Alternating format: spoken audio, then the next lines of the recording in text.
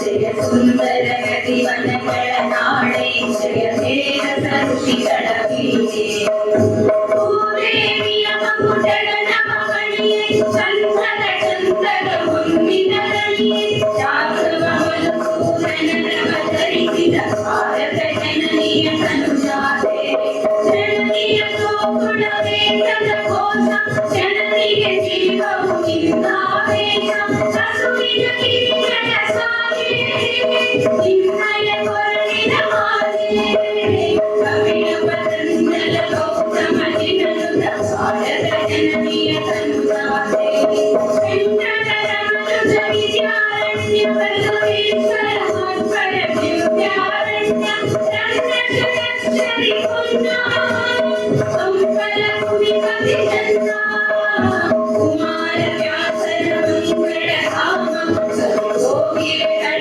ಪುಣ್ಯ ರಾಮ ನಾನಕ ರಾಮಾನಂದ ಕವಿಯರ ಭಾರತ ಜನನಿಯ ತನುಜಾತೆ ಶ್ರೀರಂಗ ಹೊಯ್ಸಳ ರಾಣಿಯ ನಾಡೆ ರಂಗಣ ಜಗಳರ ನೆಚ್ಚಿನ ವೇಳೆ ಕೃಷ್ಣ ಶರಾವತಿ ಸುಂದ ಕಾವೇರಿಯವರ ರಂಗ ಚೈತನ್ಯ ಪರಮಹಂಸ ವಿವೇಕರ ಭಾರತ ಜನನಿಯ ತನುಜಾತೆ ಜಗನ್ನಾಥದ ಶಾಂತಿಯ ತೋಟ ರಸಿಕರ ಕಂಕಣ ಸೆಳೆಯುವ ನೋಟ ಹಿಂದೂ ಕ್ರೈಸ್ತ ಮುಸಲ್ಮಾನ ಭಾರತೀಯತೆಯ ಜ್ಞಾನ ಜನಗಣ ಹೋಲುವ ದೊರೆಗಳ ಧಾಮ ರಾಯಗೌರಿ ನಿಗರಾರ ಕನ್ನಡ ನುಡಿ ಕುಣಿದಾಡುವ ದೇಹ ಕನ್ನಡ ತಾಯಿಯ ಮಂಗಳ ದೇಹ ಭಾರತ ಜನನಿಯ ತನುಜಾತೆ ಜಯ ಹೇ ಕರ್ನಾಟಕ ಮಾತೆ ಜಯ ಹೇ ಕರ್ನಾಟಕ ಮಾತೆ ಜಯ ಹೇ ಕರ್ನಾಟಕ ಮಾತೆ. ಭಾರತ ಪ್ರಜೆಗಳಾದ ನಾವು ಭಾರತವನ್ನು ಸಾರ್ವಭೌಮ ಸಮಾಜವಾದಿ ಧರ್ಮನಿರಪೇಕ್ಷ ಪ್ರಜಾಸತ್ತಾತ್ಮಕ ಗಣರಾಜ್ಯವನ್ನಾಗಿ ರೂಪಿಸುವುದಕ್ಕಾಗಿ ಭಾರತದ ಎಲ್ಲಾ ಪ್ರಜೆಗಳಿಗೆ ಸಾಮಾಜಿಕ ಆರ್ಥಿಕ ಮತ್ತು ರಾಜಕೀಯ ನ್ಯಾಯವನ್ನು ವಿಚಾರ ಅಭಿವ್ಯಕ್ತಿ ನಂಬಿಕೆ ಧರ್ಮ ಮತ್ತು ಉಪಾಸನೆಯ ಸ್ವಾತಂತ್ರ್ಯವನ್ನು ಸ್ಥಾನಮಾನ ಮತ್ತು ಅವಕಾಶಗಳ ಸಮಾನತೆಯನ್ನು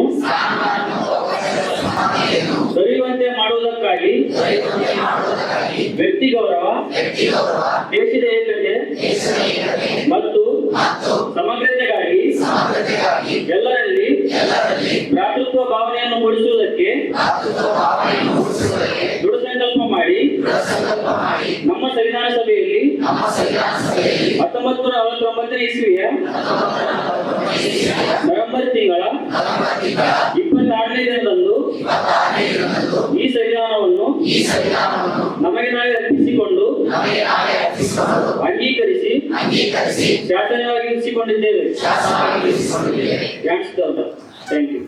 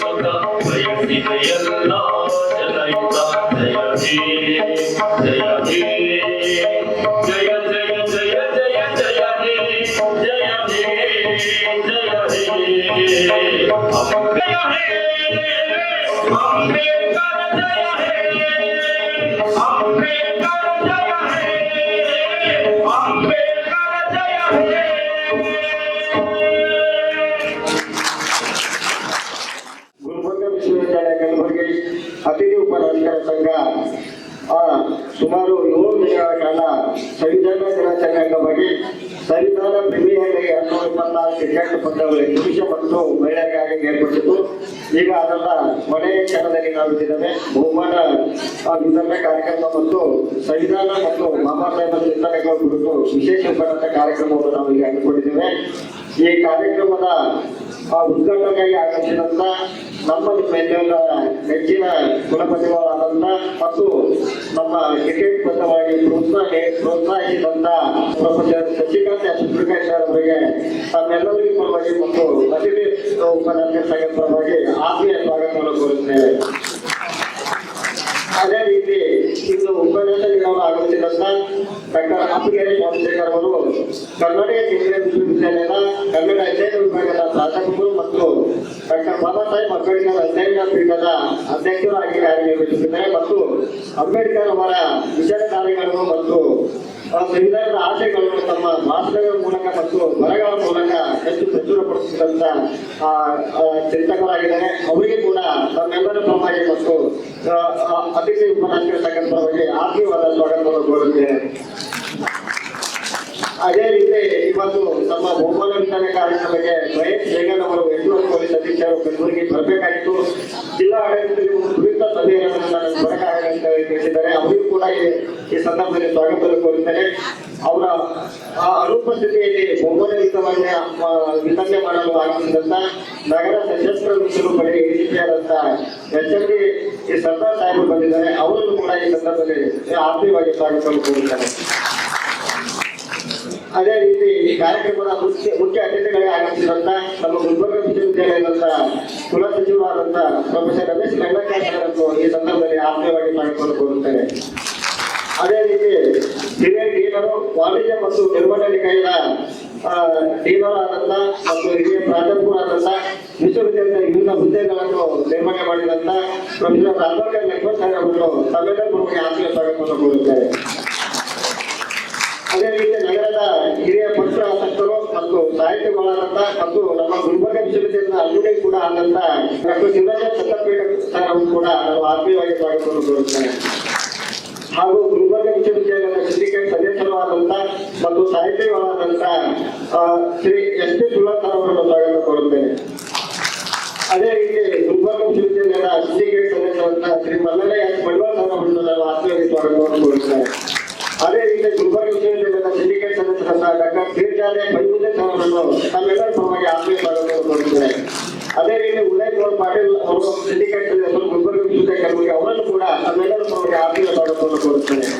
ಅದೇ ರೀತಿ ಶ್ರೀ ರಾಜೇಂದ್ರ ಭೈರಪ್ಪ ಅವರು ಸಿಂಡಿಕೇಟ್ ಸದಸ್ಯರು ಗುಲ್ಬರ್ಗ ವಿಶ್ವವಿದ್ಯಾಲಯ ಕಲಬುರಗಿ ಅವರನ್ನು ಕೂಡ ಆತ್ಮೀಯವಾಗಿ ಸ್ವಾಗತವನ್ನು ಕೋರುತ್ತೇನೆ. ಅದೇ ರೀತಿ ಶ್ರೀ ಸಿಂಡಿಕೇಟ್ ಸದಸ್ಯರಾದಂತಹ ಸಿದ್ದಪ್ಪ ಮುರುಗೇಶ್ ಅವರು, ಶ್ರೀಮತಿ ರೇಷ್ಮಾ ಅವರು, ಡಾಕ್ಟರ್ ಸಿದ್ದರಾಮಯ್ಯ ಕಟ್ಟಿಮನಿ ಅವರು ಆಗಮಿಸಬೇಕಾಗಿತ್ತು. ಅವರು ಆಗಮಿಸುವ ನಿರೀಕ್ಷೆಯಲ್ಲಿ ಇದ್ದಾರೆ. ಅವರನ್ನು ಕೂಡ ಅವರ ಅನುಪಸ್ಥಿತಿಯಲ್ಲಿ ಸ್ವಾಗತವನ್ನು ಕೋರುತ್ತೇನೆ. ಅದೇ ರೀತಿ ಸಿಂಡಿಕೇಟ್ ಸದಸ್ಯರಾದಂತಹ ಪ್ರೊಫೆಸರ್ ಚಂದ್ರಕಾಂತ್ ಸರ್ ಅವರನ್ನು ಕೂಡ ಈ ಸಂದರ್ಭದಲ್ಲಿ ಸ್ವಾಗತವನ್ನು ಕೋರುತ್ತೇನೆ. ಹಾಗೂ ಸಿಂಡಿಕೇಟ್ ಸದಸ್ಯರಾದಂತಹ ಮತ್ತು ಕಾನೂನು ಕೈದ ಡೀನರಾದಂತಹ ಪ್ರೊಫೆಸರ್ ದೇವಿದಾಸ್ J. ಮ್ಯಾನೇಜರ್ ಅವರನ್ನು ಸ್ವಾಗತ ಕೋರುತ್ತೇನೆ. ಅದೇ ರೀತಿ ನಮ್ಮ ಇಡೀ ಟೂರ್ನಮೆಂಟ್ ಉದ್ದಕ್ಕೂ ಹಲವಾರು ಬಾರಿ ಕ್ರೀಡಾಂಗಕ್ಕೆ ಆಗಮಿಸಿ ನಮ್ಮನ್ನು ಪ್ರೋತ್ಸಾಹಿಸಿದಂತ CPI ವಿಶ್ವವಿದ್ಯಾಲಯ ಪೊಲೀಸ್ ಠಾಣೆಯ CPI ಆದಂತಹ ಶ್ರೀ ಚಂದ್ರಶೇಖರ್ ಪಿಂಡಿತ್ ಅವರನ್ನು ತಮ್ಮೆಲ್ಲರ ಸಮಾಜ ಸ್ವಾಗತವನ್ನು ಕೋರುತ್ತಾರೆ. ಅದೇ ರೀತಿ ದೈಹಿಕ ಶಿಕ್ಷಣ ವಿಭಾಗದ ಎಲ್ಲ ಸೌಲಭ್ಯಗಳನ್ನು ನಮಗೆ ನೀಡಿದಂತ ಮತ್ತು ಮೌಲ್ಯಮಾಪನ ಕುಲ ಸಚಿವರಂತ LG ಕಲ್ಲೂರ್ ಸರ್ ಅವರನ್ನು ನಾನು ತುಂಬ ಹೃದಯದ ಸ್ವಾಗತವನ್ನು ಕೋರುತ್ತೇನೆ. ಹಾಗೆ ಮಹಿಳಾ ಕ್ರಿಕೆಟ್ ಪಂದ್ಯಕ್ಕೆ ಒಂದು ಚಾಲನೆ ನೀಡಿ ತಾವು ಕೂಡ ಕ್ರಿಕೆಟ್ ಆಡಿದಂತ ನಮ್ಮ ವಿಶ್ವವಿದ್ಯಾಲಯ ಹಣಕಾಸು ಕ್ರಿಕೆಟ್ ಅಂತ ಶ್ರೀಮತಿ ಜಯಬೇಕ ಮೇಡಮ್ ಅವರನ್ನು ನಾನು ಉದ್ಭುತವಾದ ಸ್ವಾಗತವನ್ನು ಕೋರುತ್ತೇನೆ. ಹಾಗೂ ಈ ಕ್ರೀಡೆಯನ್ನು ಒಂದು ನಡೆಸಲು ಮತ್ತು ಈ ಟೂರ್ನಮೆಂಟ್ ಯಶಸ್ವಿಯಾಗಿ ನಡೆಸಲು ಕಾರಣೀಕರ್ತರಾದಂತ ನಮ್ಮ ಅತಿಥಿ ಉಪನ್ಯಾಸಕರ ಸಂಘದ ಅಧ್ಯಕ್ಷರಾದ ಡಾಕ್ಟರ್ ಅರುಣ್ ಕುಮಾರ್ ಕುರ್ಡೆ ಅವರು ಕೂಡ ಈ ಸಂದರ್ಭದಲ್ಲಿ ನಾನು ಸ್ವಾಗತವನ್ನು ಕೋರುತ್ತೇನೆ. ಅದೇ ರೀತಿ ನಮ್ಮ ಸಂಘದ ಕಾರ್ಯದರ್ಶಿಯಾದ ಡಾಕ್ಟರ್ ಅಶೋಕ್ ಬಂಬರಿ ಸರ್ ಅವರನ್ನು ನಾನು ಸ್ವಾಗತವನ್ನು ಕೋರುತ್ತೇನೆ. ಆದ್ಮೇಲೆ ತಮ್ಮೆಲ್ಲರೂ ಮತ್ತೆ ಕೇವಲ ಅತಿಥಿ ಉಪನ್ಯಾಸಕರ ಸಂಘದಿಂದ ಈ ನಮ್ಮ ಟೂರ್ನಮೆಂಟ್ ಯಶಸ್ವಿಯಾಗಿಲ್ಲ. ಇಡೀ ವಿಶ್ವವಿದ್ಯಾಲಯದ ಪ್ರತಿಯೊಬ್ಬ ವ್ಯಕ್ತಿಯು ಈ ಟೂರ್ನಮೆಂಟ್ ಬಗ್ಗೆ ಕಾಳಜಿ ವಹಿಸಿ ಸಹಕರಿಸಿದ್ದಾರೆ. ಅವರೆಲ್ಲರೂ ನಾನು ಈ ಸಂದರ್ಭದಲ್ಲಿ ಸ್ವಾಗತಿಸಲು ಇಚ್ಛೆಪಡ್ತೇನೆ. ಗುಲ್ಬರ್ಗ ವಿಶ್ವವಿದ್ಯಾಲಯದ ಎಲ್ಲ ಅಧಿಕಾರಿಗಳ ಎಲ್ಲ ಡೀನರು, ವಿಭಾಗದ ಮುಖ್ಯಸ್ಥರು ಮತ್ತು ಪ್ರಾಧ್ಯಾಪಕರು, ಸಹಪ್ರಾಧ್ಯಾಪಕರು, ಸಹಾಯಕ ಪ್ರಾಧ್ಯಾಪಕರು, ಎಲ್ಲ ವಿಭಾಗದ ಬೋಧಕ ಸಿಬ್ಬಂದಿಗಳಿಗೆ ನಾನು ತಮ್ಮೆಲ್ಲರಿಗೆ ಸ್ವಾಗತವನ್ನು ಕೋರುತ್ತೇನೆ. ಅದೇ ರೀತಿ ಗುಲ್ಬರ್ಗ ವಿಶ್ವವಿದ್ಯಾಲಯದ ಆಡಳಿತ ವರ್ಗದ ಎಲ್ಲ ಅಧಿಕಾರಿಗಳು ಕೂಡ ನಮಗೆ ಸಾಕಷ್ಟು ಸಹಕಾರ ನೀಡಿದ್ದಾರೆ. ಅವರಿಗೂ ಕೂಡ ಸ್ವಾಗತವನ್ನು ಕೋರುತ್ತಾರೆ. ಗುಲ್ಬರ್ಗ ವಿಶ್ವವಿದ್ಯಾಲಯದ ಎಲ್ಲ ಅತಿಥಿ ಉಪನ್ಯಾಸಕರು, ಸಂಶೋಧನಾ ವಿದ್ಯಾರ್ಥಿಗಳು, ಸ್ನಾತಕೋತ್ತರ ವಿದ್ಯಾರ್ಥಿಗಳು ಮತ್ತು ವಿವಿಧ ಶಾಖೆ ಆಳಂದು ಶಾಖೆಯ ಗುಲ್ಬರ್ಗ ವಿಶ್ವವಿದ್ಯಾಲಯದ ಬ್ಯಾಂಕಿನ ಎಲ್ಲ ವಿದ್ಯಾರ್ಥಿಗಳನ್ನ ಈ ಸಂದರ್ಭದಲ್ಲಿ ಸ್ವಾಗತವನ್ನು ಕೋರುತ್ತಾರೆ. ಈ ಸಂದರ್ಭದಲ್ಲಿ ನಮ್ಮನ್ನು ಪ್ರೋತ್ಸಾಹಿಸಲು ಶ್ರೀಪಾಯಿ ಮಾಧವ ಪಾಟೀಲ್ ಸರ್ ಅವರು ಬಂದಿದ್ದಾರೆ. ಅವರನ್ನು ಕೂಡ ನಮ್ಮೆಲ್ಲರ ನಮಗೆ ಸ್ವಾಗತವನ್ನು ಕೋರುತ್ತಾರೆ. ನಮ್ಮ ವಿಶ್ವವಿದ್ಯಾಲಯದ ಎಲ್ಲ ಆಡಳಿತ ವರ್ಗದ ಸಿಬ್ಬಂದಿಗಳು, ಸ್ಟಾಫ್ ಸಿಬ್ಬಂದಿಗಳು ಒಟ್ಟಾರೆ ಈ ಒಂದು ಪಂದ್ಯಾವಳಿ ಯಶಸ್ವಿಯಾಗಲು ಪ್ರತ್ಯಕ್ಷವಾಗಿ ಪರೋಕ್ಷವಾಗಿ ಎಲ್ಲರೂ ಸಹಕರಿಸಿದ್ದಾರೆ. ಸಮಯದ ಅಭಾವದಿಂದ ಎಲ್ಲರ ಹೆಸರು ಹೇಳಕ್ಕಾಗಲ್ಲ. ಎಲ್ಲರೂ ನಾನು ಮತ್ತೊಮ್ಮೆ ಸ್ವಾಗತವನ್ನು ಕೋರುತ್ತೇನೆ. ವಿಶೇಷವಾಗಿ ನಮ್ಮ ಟೂರ್ನಮೆಂಟ್ 7 ದಿನಗಳ ಕಾಲ 9 ದಿನಗಳ ಕಾಲ ನಿರಂತರವಾಗಿದೆ. ಈ ಟೂರ್ನಮೆಂಟ್ ಮೂಲಕ ಪ್ರತಿನಿತ್ಯ ಎಲ್ಲಾ ಪತ್ರಿಕೆಗಳಲ್ಲಿ ವರದಿಯನ್ನು ಬಹಳ ಅತ್ಯುತ್ತಮವಾಗಿ ವರದಿಯನ್ನು ಪ್ರಕಟಿಸಿದ್ದಾರೆ ಮತ್ತು ವಿವಿಧ ಸೋಷಿಯಲ್ ಮೀಡಿಯಾಗಳಲ್ಲಿ ಮತ್ತು ಸಮೂಹ ಮಾಧ್ಯಮಗಳಲ್ಲಿ ಕ್ರಿಕೆಟ್ನ ಒಂದು ಅಭಿವೃದ್ಧಿ ಬಗ್ಗೆ, ಈ ಕ್ರಿಕೆಟ್ನ ಆಟಗಳ ಬಗ್ಗೆ ಪ್ರೋತ್ಸಾಹಿಸಿದ್ದಾರೆ. ಎಲ್ಲ ಮಾಧ್ಯಮದವರಿಗೆ ನಾನು ಗುಲ್ಬರ್ಗ ವಿಶ್ವವಿದ್ಯಾಲಯದ ಪರವಾಗಿ ನಮ್ಮೆಲ್ಲರ ಪರವಾಗಿ ಹೃತ್ಪೂರ್ವಕವಾದ ಸ್ವಾಗತ ಕೋರುತ್ತೇನೆ. ಮತ್ತೊಮ್ಮೆ ಎಲ್ಲರಿಗೂ ಸ್ವಾಗತ ಕೋರಿ ಸಮಯದ ಅಭಾವದಿಂದ ನನ್ನ ಸ್ವಾಗತ ಕೋರುತ್ತೇನೆ. ಎಲ್ಲರಿಗೂ ನಮಸ್ಕಾರ. ಪ್ರಾಥಮಿಕ ನುಡಿಯನ್ನು ಆಡಲು ಡಾಕ್ಟರ್ ಅಶೋಕ್ ದುರ್ಮನಿ ಅವರನ್ನು ನಡೆಸಿಕೊಡಬೇಕಾಗಿ ವಿನಂತಿಸಿಕೊಳ್ಳುತ್ತೇನೆ. ಸಂವಿಧಾನ ಪ್ರೀಮಿಯರ್ ಲೀಗ್ 2026 ಅನ್ನುವ ಕಾರ್ಯಕ್ರಮ ಹಮ್ಮಿಕೊಳ್ಳಲಾಗಿದೆ. ಸುಲಭದ ಕೆಲಸಕ್ಕೆ ಜಗತ್ತೇ ನಿಂತಿರುತ್ತದೆ, ಆದರೆ ಸವಾಲಿನ ಕೆಲಸಕ್ಕೆ ಹೆಗಲು ಕೊಡುವವನಿಗಾಗಿ ಇತಿಹಾಸ ಕಾಯುತ್ತಿರುತ್ತದೆ ಅಂತಕ್ಕಂಥ ಮಾತನ್ನು ಹೇಳಿರುವ ಡಾಕ್ಟರ್ ಬಾಬಾ ಸಾಹೇಬ್ ಅಂಬೇಡ್ಕರ್ ಅವರನ್ನ ಈ ಸಂದರ್ಭದಲ್ಲಿ ನೆನೆಸುತ್ತಾ, ವೇದಿಕೆ ಮೇಲೆ ಹಾಜರಾಗಿರ್ತಕ್ಕಂಥ ಎಲ್ಲ ಗುರು ವೃಂದವನ್ನ ಆತ್ಮೀಯವಾಗಿ ಸ್ವಾಗತಿಸಿ ಕಾರ್ಯಕ್ರಮ ಅಚ್ಚುಕಟ್ಟಾಗಿ ನೆರವೇರ್ತಾ ಇದೆ. ಅದೇ ರೀತಿಯಾಗಿ ಎಲ್ಲ ಸ್ಪರ್ಧಾರ್ಥಿಗಳು ತಮ್ಮ ಬಹುಮಾನಕ್ಕಾಗಿ ಕಾಯ್ತಾ ಇದ್ದೀರಿ. ಆದರೆ ಇಂತಹ ಅದ್ಭುತ ಕಾರ್ಯಕ್ರಮವನ್ನ ಗುಲ್ಬರ್ಗ ವಿಶ್ವವಿದ್ಯಾಲಯದಲ್ಲಿ ಕೊಡಬೇಕು ಅನ್ನುವ ನಿಟ್ಟಿನಲ್ಲಿ ಅತಿಥಿ ಉಪನ್ಯಾಸಕರ ಸಂಘ ಒಂದು ಕಾರ್ಯಯೋಜನೆಯನ್ನು ರೂಪಿಸಿತು. ಕಲ್ಯಾಣ ಕರ್ನಾಟಕ ಭಾಗದಲ್ಲಿ ಅತಿ ಹೆಚ್ಚು ಪ್ರತಿಭೆಗಳನ್ನ ಜಗತ್ತಿಗೆ ಬಂದು ಕೊಟ್ಟಿರ್ತಕ್ಕಂತಹ ಗುಲ್ಬರ್ಗ ವಿಶ್ವವಿದ್ಯಾಲಯ ಯಾಕೋ ಸ್ವಲ್ಪ ವಿದ್ಯಾರ್ಥಿಗಳ ಸಂಖ್ಯೆ ಕ್ಷೀಣಿಸ್ತಾ ಇದೆ ಅಂದಾಗ ನಾವು ಗುಲ್ಬರ್ಗ ವಿಶ್ವವಿದ್ಯಾಲಯದ ಅತಿಥಿ ಉಪನ್ಯಾಸಕರ ಸಂಘ ಎಲ್ಲ ಸದಸ್ಯರು ಕೂಡಿಕೊಂಡು ಒಂದು ಸಭೆಯನ್ನ ಮಾಡಿದ್ವಿ. ವಿದ್ಯಾರ್ಥಿಗಳಲ್ಲಿ ಪಠ್ಯದ ಜೊತೆಗೆ ಪಠ್ಯೇತರ ಚಟುವಟಿಕೆಗಳಲ್ಲಿ ಭಾಗವಹಿಸುವುದರ ಮೂಲಕ ವಿದ್ಯಾರ್ಥಿಗಳನ್ನ ಮತ್ತೆ ನವಚೈತನ್ಯ ಹುಟ್ಟಾಕಬೇಕು ಅಂತಕ್ಕಂಥ ಮಾತನ್ನ ಸಭೆಯಲ್ಲಿ ಡಾಕ್ಟರ್ ಅರುಣ್ ಕುಮಾರ್ ಕುರ್ನಿ ಅವರು ಮಂಡಿಸಿದ್ರು. ಅದಕ್ಕೆ ಎಲ್ಲ ಅತಿಥಿ ಉಪನ್ಯಾಸಕರು ತನು ಮನ ಧನದಿಂದ ಒಪ್ಪಿಗೆ ಸೂಚಿಸಿದ್ದಕ್ಕಾಗಿ ಈ ಬೃಹತ್ ಕಾರ್ಯಕ್ರಮ ನಿರ್ಮಾಣವಾಗಿದೆ.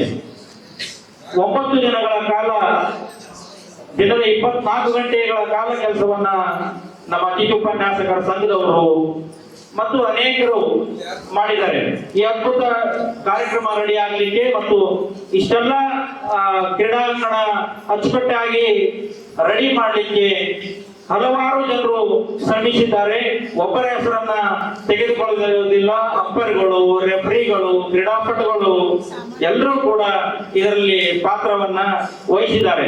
ಮತ್ತೆ ಅತಿಥಿ ಉಪನ್ಯಾಸಕರ ಸಂಘ ಏನು ಶ್ರೀಮಂತ ಸಂಘಟನೆ ಅಲ್ಲ, ನಾವು ಕೂಡ ಇಲ್ಲಿ ದಿನಗೂಲಿ ಕೆಲಸ ಮಾಡ್ತಕ್ಕಂಥವ್ರು. ಆ ಕಾರಣಕ್ಕಾಗಿ ನಮ್ಮಲ್ಲಿ ಹಣಕಾಸಿನ ವಿಚಾರ ಮತ್ತೊಂದು ಯಾವುದೂ ಇರಲಿಲ್ಲ. ಅದೆಲ್ಲವನ್ನು ಸರಿದೂಗಿಸಿ ಮತ್ತು ಪುರುಷರಿಗೆ ಕ್ರಿಕೆಟ್ ಪಂದ್ಯಾವಳಿ ಆಯೋಜನೆ ಮಾಡ್ತಾ ಇದ್ರಿ, ನಮ್ಗೆ ಯಾಕೆ ಆಯೋಜನೆ ಮಾಡ್ತಾ ಇಲ್ಲ ಅಂತಕ್ಕಂಥ ಮಾತನ್ನ ವಿದ್ಯಾರ್ಥಿನಿಯರು ಪ್ರಶ್ನೆ ಮಾಡಿದ್ರು. ಆ ವಿದ್ಯಾರ್ಥಿನಿಯರಿಗೂ ಕೂಡ ಕ್ರೀಡೆಗಳಲ್ಲಿ ಆಸಕ್ತಿ ಹೊಂದಿಸ್ಲಿ, ಕ್ರಿಕೆಟ್ ಅನ್ನ ಆಡ್ಸೋಣ ಅಂತಕ್ಕಂಥ ಮಾತನ್ನ ಹೇಳಿ ಅವರನ್ನು ಕೂಡ ಕ್ರಿಕೆಟ್ ನಲ್ಲಿ ತೊಡಗಿಸಿಕೊಂಡು ಒಟ್ಟು 20 ಪುರುಷ ತಂಡಗಳು 10 ಮಹಿಳಾ ತಂಡಗಳು ಈ ಕ್ರಿಕೆಟ್ ಪಂದ್ಯಾವಳಿಯಲ್ಲಿ ಆಡಿದ್ದಾರೆ. ವಿಶೇಷ ಏನು ಅಂದ್ರೆ ವಿಶ್ವವಿದ್ಯಾಲಯದಲ್ಲಿರ್ತಕ್ಕಂಥ ಬಹುತೇಕ ಜನರು 75% ವಿದ್ಯಾರ್ಥಿಗಳು ಇಡೀ ಗ್ರೌಂಡ್ ತುಂಬಾ ಇಡೀ ವಿಶ್ವವಿದ್ಯಾಲಯದಲ್ಲಿ ಏನೋ ನಡೀತಾ ಇದೆ, ಏನೋ ಕಲರವ ನಡೀತಾ ಇದೆ ಅಂತಕ್ಕಂಥ ನಿಟ್ಟಿನಲ್ಲಿ ಎಲ್ಲರೂ ತಮ್ಮ ಪ್ರತಿಭೆಗಳನ್ನ ತೋರಿಸಿದ್ದಾರೆ. ಮೊಟ್ಟ ಮೊದಲನೇದಾಗಿ ಎಲ್ಲ ಪ್ರತಿಭೆಗಳಿಗೆ ನಾನು ಹೃತ್ಪೂರ್ವಕವಾದ ಸ್ವಾಗತವನ್ನ ಈ ಸಂದರ್ಭದಲ್ಲಿ ಬಯಸಿ ಮತ್ತು ನಮ್ಮ ಸಂಘಟನೆಯ ಬಗ್ಗೆ ಹೇಳ್ಬೇಕಂದ್ರೆ ಅತಿಥಿ ಉಪನ್ಯಾಸಕರ ಸಂಘ ಒಂದು 5-6 ತಿಂಗಳ ಸ್ಯಾಲರಿ ತೆಗೆದುಕೊಳ್ತಾ ಇದೆ.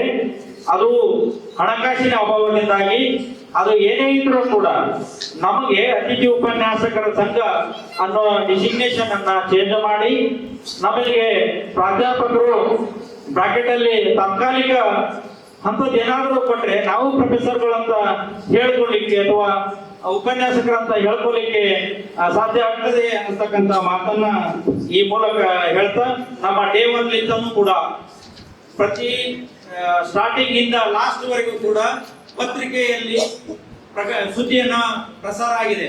ಆ ಮೂಲಕ ನಗರ ಪ್ರದೇಶದಲ್ಲಿ ಮತ್ತು ಹೊರಗಡೆ ನಮ್ಮ ಫ್ರೆಂಡ್ ಒಬ್ರು ಜರ್ನಲಿಸಂ ಅವರು ಸೌತ್ ಆಫ್ರಿಕಾದಲ್ಲಿದ್ದಾರೆ. ಅವರು ಕೂಡ ವಿಶ್ವವಿದ್ಯಾಲಯದಲ್ಲಿ ಏನು ನಡೀತಾ ಇದೆ ಅಂತಕ್ಕಂಥ ಮಾತನ್ನ ಕೇಳಿದ್ರು. ಅದೆಲ್ಲವೂ ಸಾಧ್ಯ ಆಗಿತ್ತು. ನಾವು ಎಲ್ಲ ಸಂಘದವರು ಹೋಗಿ ಸರ್ ಬಿಸಿ ಸರ್ ನಾವು ಈ ತರ ಒಂದು ಕ್ರಿಕೆಟ್ ಟೂರ್ನಮೆಂಟ್ ಆಡಿಸ್ತಾ ಇದೀವಿ ಅಂತ ತಕ್ಷಣವೇ ಆಯ್ತು, ಇಮ್ಮಿಡಿಯೇಟ್ ಆ ಕೆಲಸ ಮಾಡ್ರಿ ನೀವು ಅಂತೇಳಿ ಒಪ್ಪಿಗೆ ಕೊಟ್ಟರು. ಅವರ ಒಪ್ಪಿಗೆಯ ಮೂಲಕ ರಿಜಿಸ್ಟರ್ಗಳ ಒಪ್ಪಿಗೆಯ ಮೂಲಕ ಇಂಥ ಬೃಹತ್ ಕೆಲಸ ಮಾಡಲಿಕ್ಕೆ ಸಾಧ್ಯ ಆಗಿದೆ.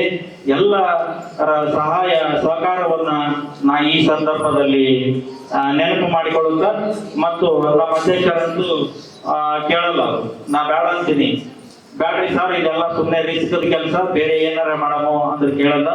ಅದೊಂದು ಡಾಕ್ಟರ್ ಅನ್ನಪೂರ್ಣೆಯ ಬಹುಮುಖ ಪ್ರತಿಭೆ, ಅದು ಕೇಳಲ್ಲ. ಅವರು ಇಲ್ಲ ಮಾಡೋಣ, ಏನಾದ್ರು ಮಾಡ್ಬೇಕಲ್ಲ, ಹೊಸದೊಂದನ್ನ ಕಟ್ಟಬೇಕು ವಿಶ್ವವಿದ್ಯಾಲಯದಲ್ಲಿ.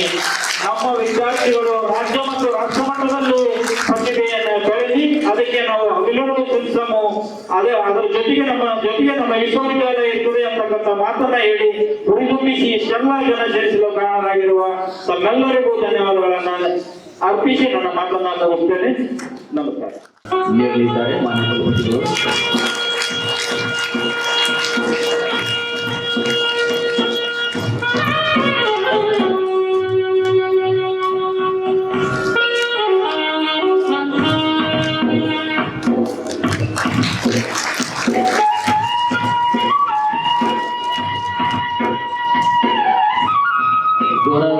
ಚಪ್ಪಾಳೆಗಳ ಮೂಲಕ ನಾವು ಈ ಒಂದು ಉದ್ಘಾಟನಾ ಸಮಾರಂಭವನ್ನು ಯಶಸ್ವಿಗೊಳಿಸಲ್ಪಡುತ್ತೇನೆ. ಮಾನ್ಯ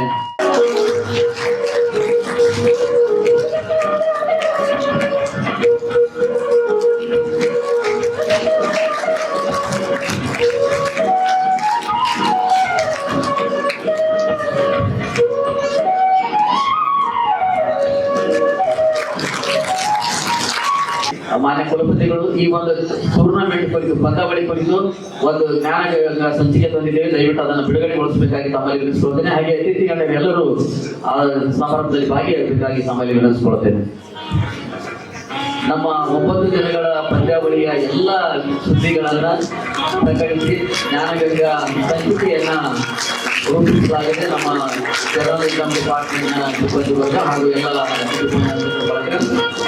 ಅದೊಂದು ನೆನಪಾಗಿ ಉಳಿಯಲಿ ಅನ್ನೋ ಕಾರಣಕ್ಕೋಸ್ಕರ ಅದರಲ್ಲಿ ಎಲ್ಲ ಚಿತ್ರಗಳು ಮತ್ತೆ ಮಾಹಿತಿಗಳು ಎಲ್ಲ ಇದೆ.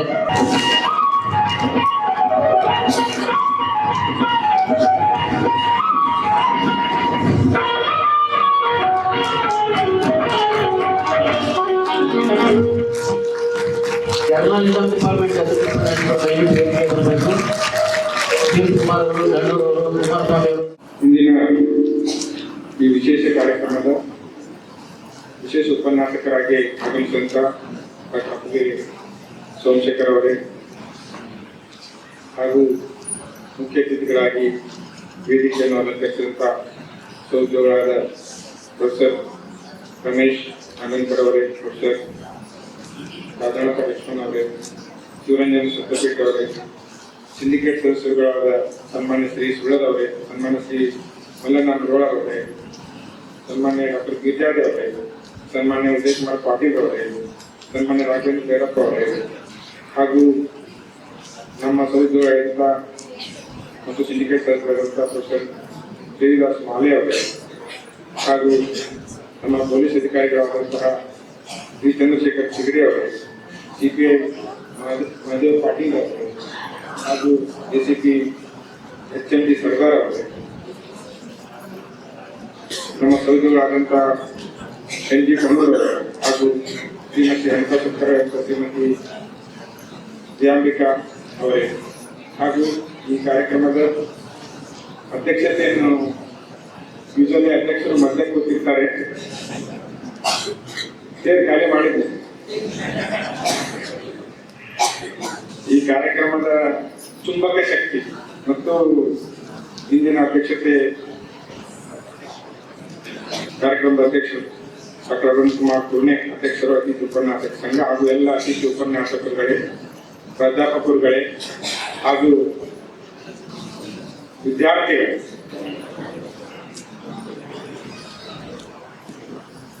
ಆಕ್ಚುಲಿ ಇವತ್ತು ಮುಂಜಾನೆ ಸುಮಾರು 8:30 ಹಿಡ್ಕೊಂಡು ನಮಗೆ ಕಂಟಿನ್ಯೂಸ್ಲಿ ಕಾರ್ಯಕ್ರಮ ಆಗ್ತಾ ಇದೆ.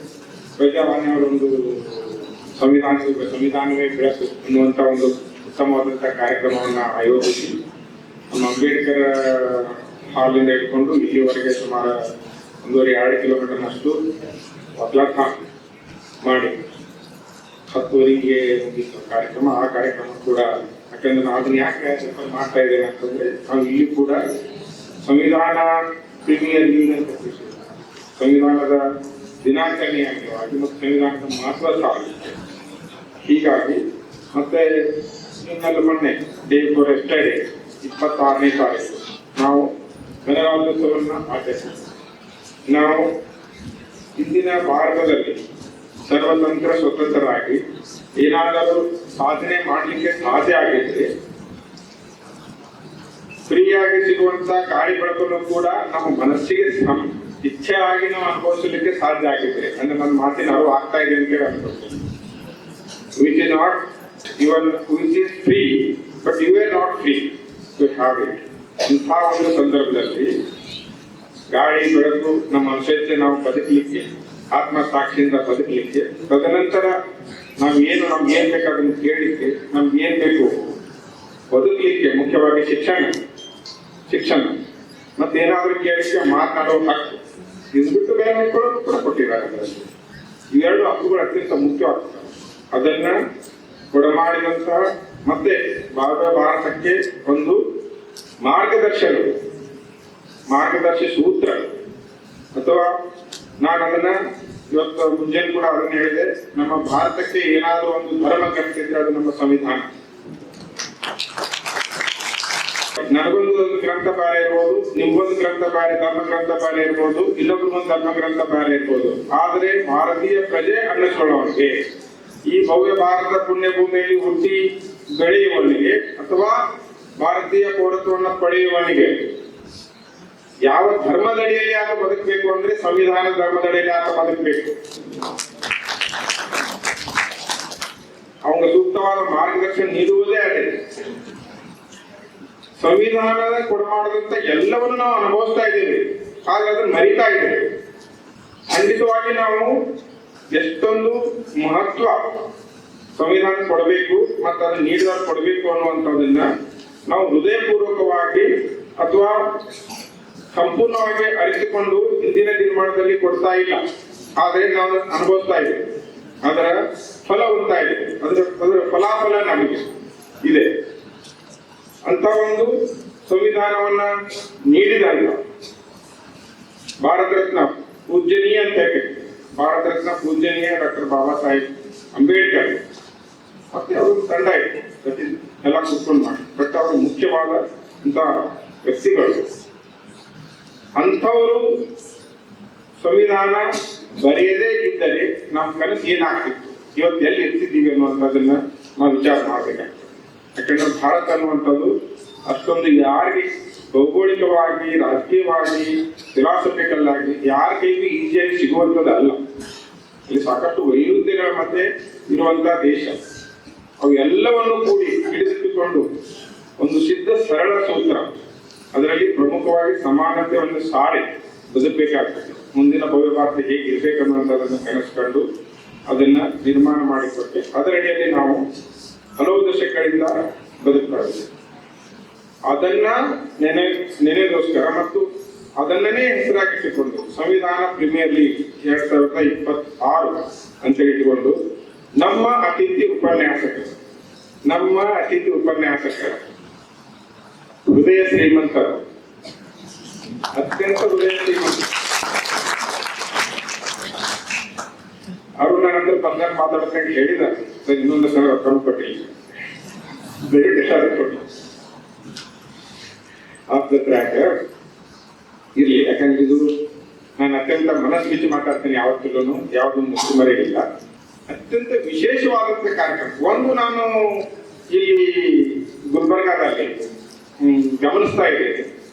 ಕ್ರೀಡಾ ಚಟುವಟಿಕೆ, ಸ್ಟೇಡಿಯಂನಲ್ಲಿ ಕ್ರೀಡಾ ಚಟುವಟಿಕೆಗಳು, ನಮ್ಮ ವಿಶ್ವವಿದ್ಯಾಲಯದ ಕ್ರೀಡಾ ಚಟುವಟಿಕೆ ನಡೀತು, ಅಕ್ಕಮಾದಿ ವಿಶ್ವವಿದ್ಯಾಲಯದ ಕ್ರೀಡಾ ಚಟುವಟಿಕೆ ನಡೀತು. ಅದಾದ ಬಿಟ್ಟರೆ 2 ಕ್ರೀಡಾ ಚಟುವಟಿಕೆಗಳು. ಒಂದು ಈ ನಮ್ಮ ಕುಸಲೂರಿನ ನಾಗರಿಕರು ಮಾಡಿದಂತ ಕ್ರೀಡಾ ಚಟುವಟಿಕೆ, ಅವರು ಬೇರೆ ಬೇರೆ ಕ್ರೀಡಾ ಚಟುವಟಿಕೆಗಳನ್ನ ಇಟ್ಟುಕೊಂಡು ಮಾಡಿದ್ರು. ಅವಾಗ ನಾನು ನೆಕ್ಸ್ಟ್ ಟೈಮ್ ಇಂದ ಲೇಡೀಸ್ ಇಟ್ಕೊಳ್ಳಿರಿ ನೀವು ಇದರಲ್ಲಿ, ದೆನ್ ಮತ್ತೊಂದು ಯಾವುದೋ ಒಂದು ದೇಶಿ ಪಂದ್ಯಾವಳಿ ಬಗ್ಗೆ ಅವ್ರಿಗೆ ಅವತ್ತು ಕ್ಯೂ ಮಾಡ್ತಾ ಇತ್ತು. ಅದು ನಾಗರಿಕರು, ನಮ್ಮ ಕುಸ್ನೂರು ನಾಗರಿಕರ ಪಂದ್ಯಾವಳಿ. ಅದ್ ಬಿಟ್ರೆ ಈ ಪಂದ್ಯಾವಳಿ ನಾನು ನೋಡ್ತಾ ಇದ್ದೀನಿ. ಈ ಪಂದ್ಯಾವಳಿ ಉದ್ದೇಶ, ಯಾಕಂದ್ರೆ ಈ ಪಂದ್ಯಾವಳಿ ಇನಾಗ್ರೇಷನ್ ನಾನಿದ್ದೆ, ಪಂದ್ಯಾವಳಿ ಉದ್ಘಾಟನೆ ಆಗಿದ್ದೆ, ಇವತ್ತು ಉದ್ಘಾಟನೆ, ಈ ಪ್ರೋಗ್ರಾಮ್ ಉದ್ಘಾಟನೆ ನಾನೇ. ಇದರ ಮುಖ್ಯ ಉದ್ದೇಶ ನಮ್ಮ ವಿದ್ಯಾರ್ಥಿಗಳನ್ನ ವಿಶ್ವವಿದ್ಯಾಲಯದ ಕೇಂದ್ರದ ಕಡೆಗೆ ಮತ್ತು ವಿಶೇಷವಾಗಿ ಸ್ನಾತಕೋತ್ತರ ಅಧ್ಯಯನದ ಕಡೆಗೆ ಆಕರ್ಷಿಸುವುದು. ಬರೀ ಇಲ್ಲಿ ವಿಶ್ವವಿದ್ಯಾಲಯಕ್ಕೆ ಹೋಗ್ಬಿಟ್ರೆ ದೊಡ್ಡ ದೊಡ್ಡ ಪ್ರೊಫೆಸರ್ ಇರ್ತಾರೆ, ಏನೇನು ಅಸೈನ್ಮೆಂಟ್ ಕೊಡ್ತಾರೆ, ಅಟೆಂಡೆನ್ಸ್ ಕೊಡೋದಿಲ್ಲ ಬಿಡುದಿಲ್ಲ ಬೇಕಂತ ಬೈದು ಏನಾದ್ರು ಮಾಡ್ತಾರೆ ಇವರು ಅಂತ ಹೆದರ್ಕೋಬಾರದು. ಇಲ್ಲಿ ಆಟ ಪಾಠ ಎಲ್ಲ ಇದೆ. ಮತ್ತೆ ನಿಮ್ಗೆ ಏನ್ ಬೇಕು ಅದನ್ನ ವ್ಯವಸ್ಥೆ ಮಾಡಿಕೊಡ್ಲಿಕ್ಕೆ, ನಿಮ್ಮನ್ನ ಸಹೋದರತೆ ನೋಡ್ಕೊಳ್ಳಿಕ್ಕೆ, ನಿಮ್ಗೊಂದು ಒಳ್ಳೆ ಎಜುಕೇಶನ್ ಅಟ್ಮಾಸ್ಫಿಯರ್, ಶೈಕ್ಷಣಿಕ ಅಟ್ಮಾಸ್ಫಿಯರ್ ಅಥವಾ ವಾತಾವರಣ ಬೆಳೆಸಲಿಕ್ಕೆ ನಾವೆಲ್ಲ ಇದ್ದೇವೆ ಅಂತ ಭಾವನೆಯನ್ನು ತುಂಬಲಿಕ್ಕೆ ಅತಿಥಿ ಉಪನ್ಯಾಸಗಳನ್ನ ಕೂತ್ಕೊಂಡು ಸ್ವತಃ ಅವ್ರದನ್ನು ತಂಡ ಮಾಡಿಕೊಂಡು ಬೇರೆ ಬೇರೆ ವಿಭಾಗ ತಂಡ ಮಾಡಿಕೊಂಡು ನನಗೆ ಸರಿಸುಮಾರು ಅವ್ರು ಹೇಳಿದಂಗೆ 22 ತಂಡಗಳು ಅಂತ ಅನ್ಸುತ್ತೆ. ಒಂದೇ ದಿವಸ 29 ತಂಡಗಳು, ಅದರಲ್ಲಿ ಮಹಿಳೆಯರ ತಂಡಗಳು ಕೂಡ ಇದ್ದು, 10 ಮಹಿಳೆಯರ ತಂಡಗಳು ಕೂಡ ಇದ್ದು. ಅದು ನಂಗೆ ತುಂಬಾ ನಡೆಸಿದ್ದು. ಮತ್ತು ಪ್ರತಿದಿನ ಮಾರ್ನಿಂಗ್ ಹಿಡ್ಕೊಂಡು ಈವ್ನಿಂಗ್ ತನಕ ಅಲ್ಲಿ ಆಟ ಪ್ರಾರಂಭ ಆದ ನಂತರ ನಿಮ್ದು ಅಲ್ಲಿ ಏನ್ ಅನೌನ್ಸ್ಮೆಂಟ್ ಮಾಡ್ತೀರಿ, ಇದನ್ನ ಮಾಡ್ತೀರಿ, ಪ್ರತಿಯೊಂದು ಕೂಡ ನನ್ನ ಮನೆಯಲ್ಲಿ ನಾನು ಮಲ್ಕೊಂಡಿದ್ದು ನಾನು ಬರೆದ ಅದೇ ಇರುತ್ತಿತ್ತು. ಕಂಟಿನ್ಯೂಸ್ಲಿ ಕೇಳ್ತಾ ಇತ್ತು. ತುಂಬಾ ಅಚ್ಚುಕಟ್ಟಾಗಿ ಈ ಕಾರ್ಯಕ್ರಮ ನಾನು ಕಿವಿಮಾತು ಕೂಡ ಹೇಳ್ತೇನೆ. ಯಾಕಂದ್ರೆ ಹೊಸದಾಗಿ ಹುಡುಗರು ಬಂದಿದ್ದಾರೆ, ಏನೇನ್ ಬುದ್ಧಿ ಅಂತ ಕೇಳಕ್ ಬರೋದು. ಜಗಗಂಟರು ಇರ್ತಾರೆ, ಮತ್ತೊಂದು ಇರ್ತಾರೆ, ಗೆಲ್ಲೇಬೇಕು ಅನ್ನುವಂಥದ್ದು ಕೆಲವೊಬ್ಬರಿಗೆ ಇರ್ತದೆ. ಎಲ್ಲವನ್ನು ಸರಿಯಾಗಿ ಅಚ್ಚುಕಟ್ಟಾಗಿ ನಿಭಾಯಿಸಿ ಕ್ರೀಡೆ ಅವರು ಕ್ರೀಡಾ ಮನೋಭಾವದಿಂದ ಭಾಗವಹಿಸಬೇಕು ಮತ್ತು ಕ್ರೀಡೆಯನ್ನು ಎಂಜಾಯ್ ಮಾಡಬೇಕು. ದೆನ್ ಒನ್ನೆಸ್ ಅದು ಅಲ್ಲಿ ಆಗ್ಬೇಕು ಅನ್ನುವಂಥದ್ದನ್ನ. ಸೊ ಯಾವುದೇ ಅಡಚಣೆ, ತೊಂದರೆ ಮತ್ತೊಂದು ಇಲ್ಲದೆ ಮತ್ತು ಎಲ್ಲ ವ್ಯವಸ್ಥೆಯನ್ನು ಅಚ್ಚುಕಟ್ಟಾಗಿ ಮಾಡಿ, ಊಟ ಸ್ಥಳ ಹಾಕಿ ಅಚ್ಚುಕಟ್ಟಾಗಿ ಮಾಡಿ. ಈ ನೆಪದಿಂದ ನಮ್ದು ಸ್ಟೇಡಿಯಂ ಕೂಡ ಸ್ವಲ್ಪ ಗ್ರೌಂಡ್ ಇಂಪ್ರೂವ್ಮೆಂಟ್ ಕೂಡ ಮಾಡಿದ್ದಾರೆ. ಹೀಗಾಗಿ ನಾನು ನಮ್ಮ ಅತಿಥಿ ಉಪನ್ಯಾಸಕರ ಸಂಘಕ್ಕೆ ಮತ್ತು ಅದರ ಪದಾಧಿಕಾರಿಗಳಿಗೆ, ವಿಶೇಷವಾಗಿ ಅರುಣ್ ಕುಮಾರ್ ಕುರ್ನೆ, ಅಶೋಕ್ ದೊಡ್ಮನಿ ಮತ್ತಿತರ ತಂಡ ಏನಿದೆ ಮುಂಚೂಣಿಯಲ್ಲಿ ನಿಂತು ದುಡಿತಾ ಇದೆ, ಅವ್ರಿಗೆಲ್ಲರಿಗೂ ಕೂಡ ನಾನು ಹೃದಯಪೂರ್ವಕ ಅಭಿನಂದನೆಗಳನ್ನು. ಮತ್ತು ಈ ಕಾರ್ಯಕ್ರಮ ನನಗೆ ಪ್ರಪ್ರಥಮವಾಗಿ ಹೇಳಿದ್ರೆ ಸರ್ 26ನೇ ತಾರೀಕಿಗೆ ಅದು ಮುಗಿದ ತಕ್ಷಣ ಇಲ್ಲಿ ಮಾಡುವ ಅನ್ನುವಂತ ವಿಚಾರ ಇತ್ತು. ಅದ್ಯಾಕೆ ಚೇಂಜ್ ಆಯ್ತು ಅನ್ನೋದು ನನಗೆ ಗೊತ್ತಿಲ್ಲ. 26 ಅದಾದ್ಮೇಲೆ 27 ಮತ್ತೆ 28ಕ್ಕೆ ಆಗಿದೆ. ನಾ ಆಗ್ಲೇ ಹೇಳಿದಂಗೆ ಬ್ಯಾಕ್ ಟು ಬ್ಯಾಕ್ ಪ್ರೋಗ್ರಾಮ್ ಅದು ಸ್ವಲ್ಪ ಹಿಂಗಾಗಿ ನಾನು ಕೂಡ ಸ್ವಲ್ಪ ಸುಸ್ತಾಗಿದ್ದೇನೆ. ಮತ್ತೆ ರಾಯಚೂರಿನಲ್ಲಿ ನಮ್ಮ ಮಹರ್ಷಿ ವಾಲ್ಮೀಕಿ ವಿಶ್ವವಿದ್ಯಾಲಯ ಮತ್ತು ನಮ್ಮ ವಿಶ್ವವಿದ್ಯಾಲಯ ಕೃಷಿ ವಿಶ್ವವಿದ್ಯಾಲಯ 2 ಕಡೆ ಪ್ರೀ ಡಿಸೈಡೆಡ್ ಪ್ರೋಗ್ರಾಮ್ ಹಾಕೊಂಡಿದ್ದೀನಿ. ನಾನು 2ವರೆಗೆ ಹೋಗ್ಬೇಕಾಗಿತ್ತು. ಹೀಗಾಗಿ ಬೇಗ ಪ್ರಾರಂಭ ಮಾಡಿದ್ರೆ ಸರ್ ನಾವು 10 ಎಕ್ಸಾಕ್ಟ್ಲಿ ಪ್ರಾರಂಭ ಮಾಡ್ತೀವಿ ಅಂತ ಹೇಳಿದ್ರು. ಬಟ್ ನಮ್ಗೆ ಗೊತ್ತಿದೆ ಇಲ್ಲಿ ಕಾರ್ಯಕ್ರಮ ಆಯೋಜನೆ ವಿಶ್ವವಿದ್ಯಾಲಯದಾಗ ನಾವೇ ಸ್ವತಃ ರಿಜಿಸ್ಟ್ರು ನಾವು ಸ್ವತಃ ನಿಂತ್ಕೊಂಡ್ರು ಕೂಡ ಎಲ್ಲಾನು ಇಮಿಡಿಯೇಟ್ಲಿ ಕರ್ಕೊಂಡು ಬರಕ್ ಆಗುದಿಲ್ಲ, ಜನರಲ್ಲಿ ಬರುದಿಲ್ಲ ಅನ್ನೋದು ಗೊತ್ತಿದೆ. ಅದ ಕೂಡ ಇಷ್ಟೊಂದು ಸಂಖ್ಯೆಯಲ್ಲಿ ನೀವು ಸೇರಿರಿ, ನಿಮ್ಗೆಲ್ಲ ಪೂರ್ವಕ ಅಭಿನಂದನೆಗಳು. ಅಂದ್ರೆ ಒಂದು ಸ್ಪೋರ್ಟ್ಸ್ ಎಂಜಾಯ್ ಮಾಡಿದ್ದೀವಿ, ಕ್ರಿಕೆಟ್ ಎಂಜಾಯ್ ಮಾಡಿದ್ದೀವಿ, ಮತ್ತೆ ಈ ಕಾರ್ಯಕ್ರಮದಲ್ಲಿ ಇದನ್ನು ಕೂಡ ತಾವು ಕೂತ್ಕೊಂಡು ತುಂಬಾ ಆನಂದದಾಯಕವಾಗಿ ಎಂಜಾಯ್ ಮಾಡ್ತೀರಿ ಅಂತ ಹೇಳಿ ಭಾವಿಸ್ತೇನೆ. ಆಮೇಲೆ ವಿಜೇತ ತಂಡಗಳಿಗೆ ಅಭಿನಂದನೆ ಸಲ್ಲಿಸ್ತೇನೆ. ಆಮೇಲೆ ಯಾರು ವಿಜೇತರಲ್ಲ ಅವ್ರಿಗೆ ಹೆಚ್ಚಿಗೆ ಅಭಿನಂದನೆ ಸಲ್ಲಿಸ್ತೇನೆ. ಯಾಕೆ ಅಂತಂದ್ರೆ ನೀವು ಇನ್ನೊಬ್ಬರು ದಾರಿ ಮಾಡಿಕೊಟ್ಟಿದ್ದೀರಿ, ನೀವು ಮುಂದ್ ನೋಡಿ ಅಂತ ನೆಕ್ಸ್ಟ್ ಇರಬೇಡ ಆಗುತ್ತೆ. ಯಾರು ಗೆದ್ದಿದ್ದೀರಿ ಅವ್ರು ಯಾರಾದ್ರೂ ಮುಂದೆ IPL ನಲ್ಲಿ ಕಾಯಬೇಕು ಅಂತದ್ದು ನನ್ನ ಆಸೆ. ಯಾರು ಗೆದ್ದಿಲ್ಲ ಅವ್ರಾದ್ರೂ ಹೋಗ್ಬೋದು, ನಾನು ಇಲ್ಲಿ ಗೆದ್ದಿಲ್ಲ ನಾನು ಅಲ್ಲಿ ಗೆದ್ದು ತೀರ್ತೇನೆ. ಅದು ಅತ್ಯಂತ ಕ್ರೀಡಾ ಮನೋಭಾವನೆ ಅಂತೇಳಿ ನಾನು ಭಾವಿಸ್ತೇನೆ. ಅದರಲ್ಲಿ ವಿಶೇಷವಾಗಿ ಮಹಿಳೆಯರೇನು ಭಾಗವಹಿಸಿದ್ದೀರಿ, ಇನ್ನೂ ಹೆಚ್ಚಿನ ತಂಡಗಳು ಈಕ್ವಲ್ ತಂಡ ಬರಲಿ. ಒಂದ್ಸಾರಿ ನಾನು ಯಾವುದು ಗೇಮ್ ಆಮೇಲೆ ನೋಡ್ಲಿಲ್ಲ, ಮತ್ತಿದು ಪ್ರಪ್ರಥಮವಾಗಿ ಮಾಡಿದ್ದೀವಿ. ಅವ್ರು ಹೇಳಿದ್ರು ನಾವು ರಿಜಿಸ್ಟ್ರೇಷನ್ ಕನ್ಫರ್ಮ್ ಮಾಡ್ಕೊಂಡೆ. ಪ್ರಪ್ರಥಮ ಇದು ನಿರಂತರವಾಗಿ ಸಾಕಿ ಅಂತ ಹೇಳ್ತೇನೆ. ಯಾಕಂದ್ರೆ ಇಲ್ಲಿ ನಮ್ಮ ವಿಸಿ ಕಪ್ ನಡೀತಾ ಇರ್ತದಲ್ಲ, ಯಾಕಂದ್ರೆ ನಾನು ಬಂದ ನಂತರ ಅದರದ್ದು ಸಮಾರಂಭ ನಿಂತದೆ ಅಂತ ಹೇಳಿ ಅದ್ರ ಸಮಾರಂಭ ಕೂಡ ಆಮೇಲೆ ಆಗಿತ್ತು. ಆ ತರ ನಿರಂತರವಾಗಿ ನಡೀಲಿ. ಮತ್ತೆ ಈ ಸಂವಿಧಾನ ಪ್ರೀಮಿಯರ್ ಲೀಗ್ ಅನ್ನುವಂಥದ್ದು ನಮ್ಮ ಅಟ್ಲೀಸ್ಟ್ ಕಲ್ಯಾಣ ಕರ್ನಾಟಕ ಭಾಗದಲ್ಲಿ ಇನ್ನೊಂದು 2-3 ವರ್ಷ IPL ಅಷ್ಟೇ ಫೇಮಸ್ ಆಗ್ತದಂತೆ ನನ್ನ ಅಭಿಪ್ರಾಯ. ಯಾಕಂದ್ರೆ ಪ್ರತಿದಿನ ವಿಡಿಯೋ ಮಾಡಿದ್ದಾರೆ, ಪೇಪರ್ ನಲ್ಲಿ ಕವರೇಜ್ ಮಾಡಿದ್ದಾರೆ. ಅದ್ರಾಗ ಜರ್ನಲಿಸಂ ಡಿಪಾರ್ಟ್ಮೆಂಟ್ ಅವರು ಏನೇನ್ ಮಾಡ್ಬೇಕಾದ್ರೆ ಎಷ್ಟು ಪುಷ್ ಮಾಡ್ಬೇಕು ಅದನ್ನ ಪುಷ್ ಮಾಡಿ ಎಲ್ಲ ಇದು ಮಾಡಿದ್ದಾರೆ. ಒಂದು VT ಕೂಡ ಪ್ರದರ್ಶನ ಇತ್ತು. ಈ VT ಪ್ರದರ್ಶನಕ್ಕೆ ನಾವೇ ಆಟ ಬರೆದಿದ್ದೀವಿ. ಸ್ವಲ್ಪ ಹೀಗಾಗಿ ಸ್ವಲ್ಪ ನಾವು ಎಲ್ಲರೂ ಕ್ಷಮೆ ಕೇಳ್ತೇನೆ, ನೋಡ್ಬೇಕಾಗಿತ್ತು ಎಲ್ಲರೂ VT ಕುಂತ್ಕೊಂಡು. ತಡ ಆಗೋದ್ರಿಂದ VT ಹೆಂಗ್ ಅನ್ಸೂಲ್ ಮಾಡ್ಕೊಂಡು ಆಮೇಲೆ ತೋರಿಸ್ರಿ ಅಥವಾ ಏನ್ ಮಾಡ್ತೀರಿ ಗೊತ್ತಿಲ್ಲ. ಬಟ್ ನಾನು ವೈಯಕ್ತಿಕವಾಗಿ ಆ VT ಸದ್ಯ ಬೇಡ ಅಂತ ತಡ ಆಯ್ತು ಅನ್ನುವಂಥದ್ದು ನಾನು ಒಂಚೂರು ಫೋರ್ಸ್ ಮಾಡಿ ಕಾರ್ಯಕ್ರಮ ಪ್ರಾರಂಭ ಮಾಡಿದ್ದೇನೆ. ಹೀಗಾಗಿ ಎಲ್ಲ ವೇದಿಕೆ ಮೇಲಿರುವ ಎಲ್ಲ ಗಣ್ಯರಿಗೆ ಮತ್ತು ಎಲ್ಲ ಸಭಾ ಸದಸ್ಯರಿಗೆ ನಾನು ವೈಯಕ್ತಿಕವಾಗಿ ವಿಷಾದ ವ್ಯಕ್ತಪಡಿಸ್ತೇನೆ ಅದಕ್ಕೆ. ಹೀಗಾಗಿ ನಿಮ್ಗೊಂದು ಕ್ಷಮೆ ಇರಲಿ, VT ನೋಡ್ಲಿಕ್ಕೆ ತೋರ್ಲಿಕ್ಕೆ ನನ್ನ ಪದ್ಧತಿಯಲ್ಲಿ ಆಗ್ಲಿಲ್ಲ ಅನ್ನುವಂತ ಇದಕ್ಕೆ. ಆಟ ಆಡಿದವ್ರು ನೀವೇ ಆಡಿದಿರಿ. ಆ VT ಕೂಡ ನೀವೆಲ್ಲ ಆಡ್ತೀರಿ ಅಂದ್ರೆ ನೀವೇ ನೋಡ್ಕೊತೀರಿ. ಮತ್ತೆ ವಿಶ್ವವಿದ್ಯಾಲಯದ ವೆಬ್ಸೈಟ್ ನಲ್ಲಿ ಹಾಕಿ, ನಾವು ಪರ್ಮಿಟ್ ಮಾಡಿ ವಿಶ್ವವಿದ್ಯಾಲಯದ ವೆಬ್ಸೈಟ್ ನಲ್ಲಿ ಹಾಕಿ ಅದನ್ನ ಪ್ರತಿಯೊಬ್ಬರು ನೋಟ್ ಅದನ್ನು ಸ್ಟಾರ್ಟ್ ಮಾಡಿ 10 minutes is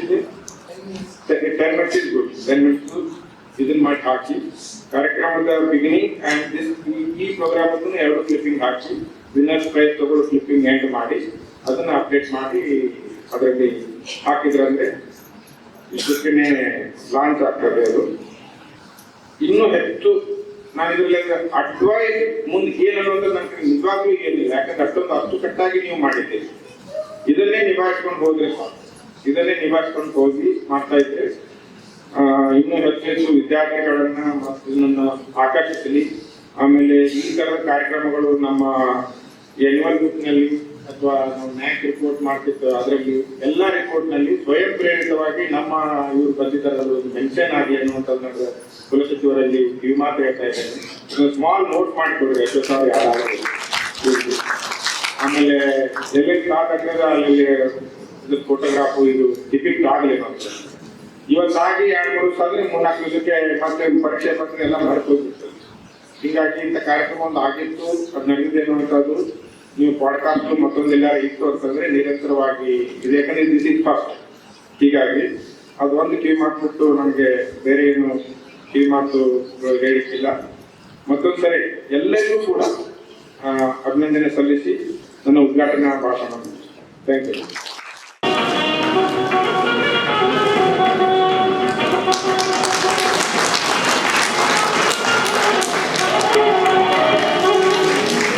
ಸರ್ವಾಗಿರುವಂತಹ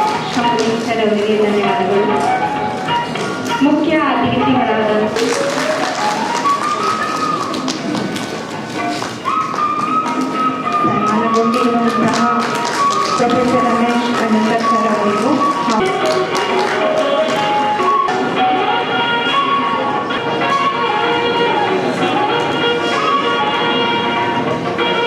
ವಿ ಸರ್ ಅವರು ಬಂದು ಸನ್ಮಾನಿಸಬೇಕಾಗಿ ವಿನಂತಿಸಿಕೊಳ್ಳುತ್ತೇನೆ.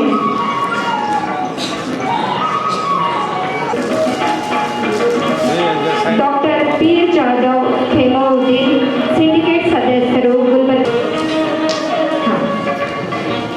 ಪಿ ಕುಮಾರ್ ಅವರು ಬಂದು ಸನ್ಮಾನಿಸಬೇಕಾಗಿ ವಿನಂತಿಸಿಕೊಳ್ಳುತ್ತೇನೆ.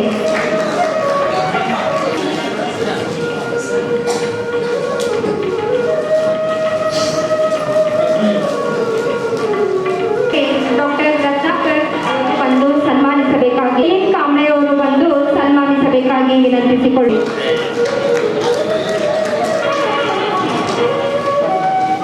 ಸನ್ಮಾನಿಸಬೇಕಾಗಿ ವಿನಂತಿಸಿಕೊಳ್ಳುತ್ತೇನೆ.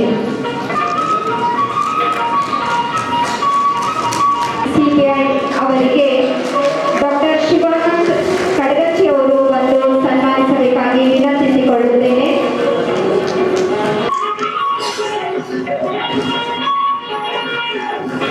ಸ್ನೇಹಿತರೆ, ಪ್ರೀತಿಯ ವಿದ್ಯಾರ್ಥಿನಿಯರೇ, ತಮ್ಮೆಲ್ಲರಿಗೂ ನನ್ನ ನಮಸ್ಕಾರವನ್ನ ಹೇಳ್ತಾ, ಸಂವಿಧಾನದ ದಿನಾಚರಣೆಯ ಅಂಗವಾಗಿ ತಾವು ಆಯೋಜನೆ ಮಾಡಿದಂತಹ ಕ್ರಿಕೆಟ್ ಪಂದ್ಯಾವಳಿಯ ಹಿನ್ನೆಲೆಯಲ್ಲಿ ಈ ಕಾರ್ಯಕ್ರಮವನ್ನು ಆಯೋಜನೆ ಮಾಡಿರುವಂತಹದ್ದು ವೈಯಕ್ತಿಕವಾಗಿ ನನಗೆ ಸಂತೋಷವನ್ನು ತಂದಿದೆ. ಹಾಗೆಯೇ ಈ ಕಾರ್ಯಕ್ರಮವನ್ನ ವಿಶ್ವವಿದ್ಯಾಲಯದ ಅತಿಥಿ ಉಪನ್ಯಾಸಕರ ಸಂಘ ಆಯೋಜನೆ ಮಾಡಿದೆ. ಇಲ್ಲಿ ಬಹುತೇಕ ವಿಶ್ವವಿದ್ಯಾಲಯದ ಎಲ್ಲ ವಿಭಾಗದ ಅತಿಥಿ ಉಪನ್ಯಾಸಕರು ತಾವು ಇಲ್ಲಿ ಇದ್ದೀರಿ.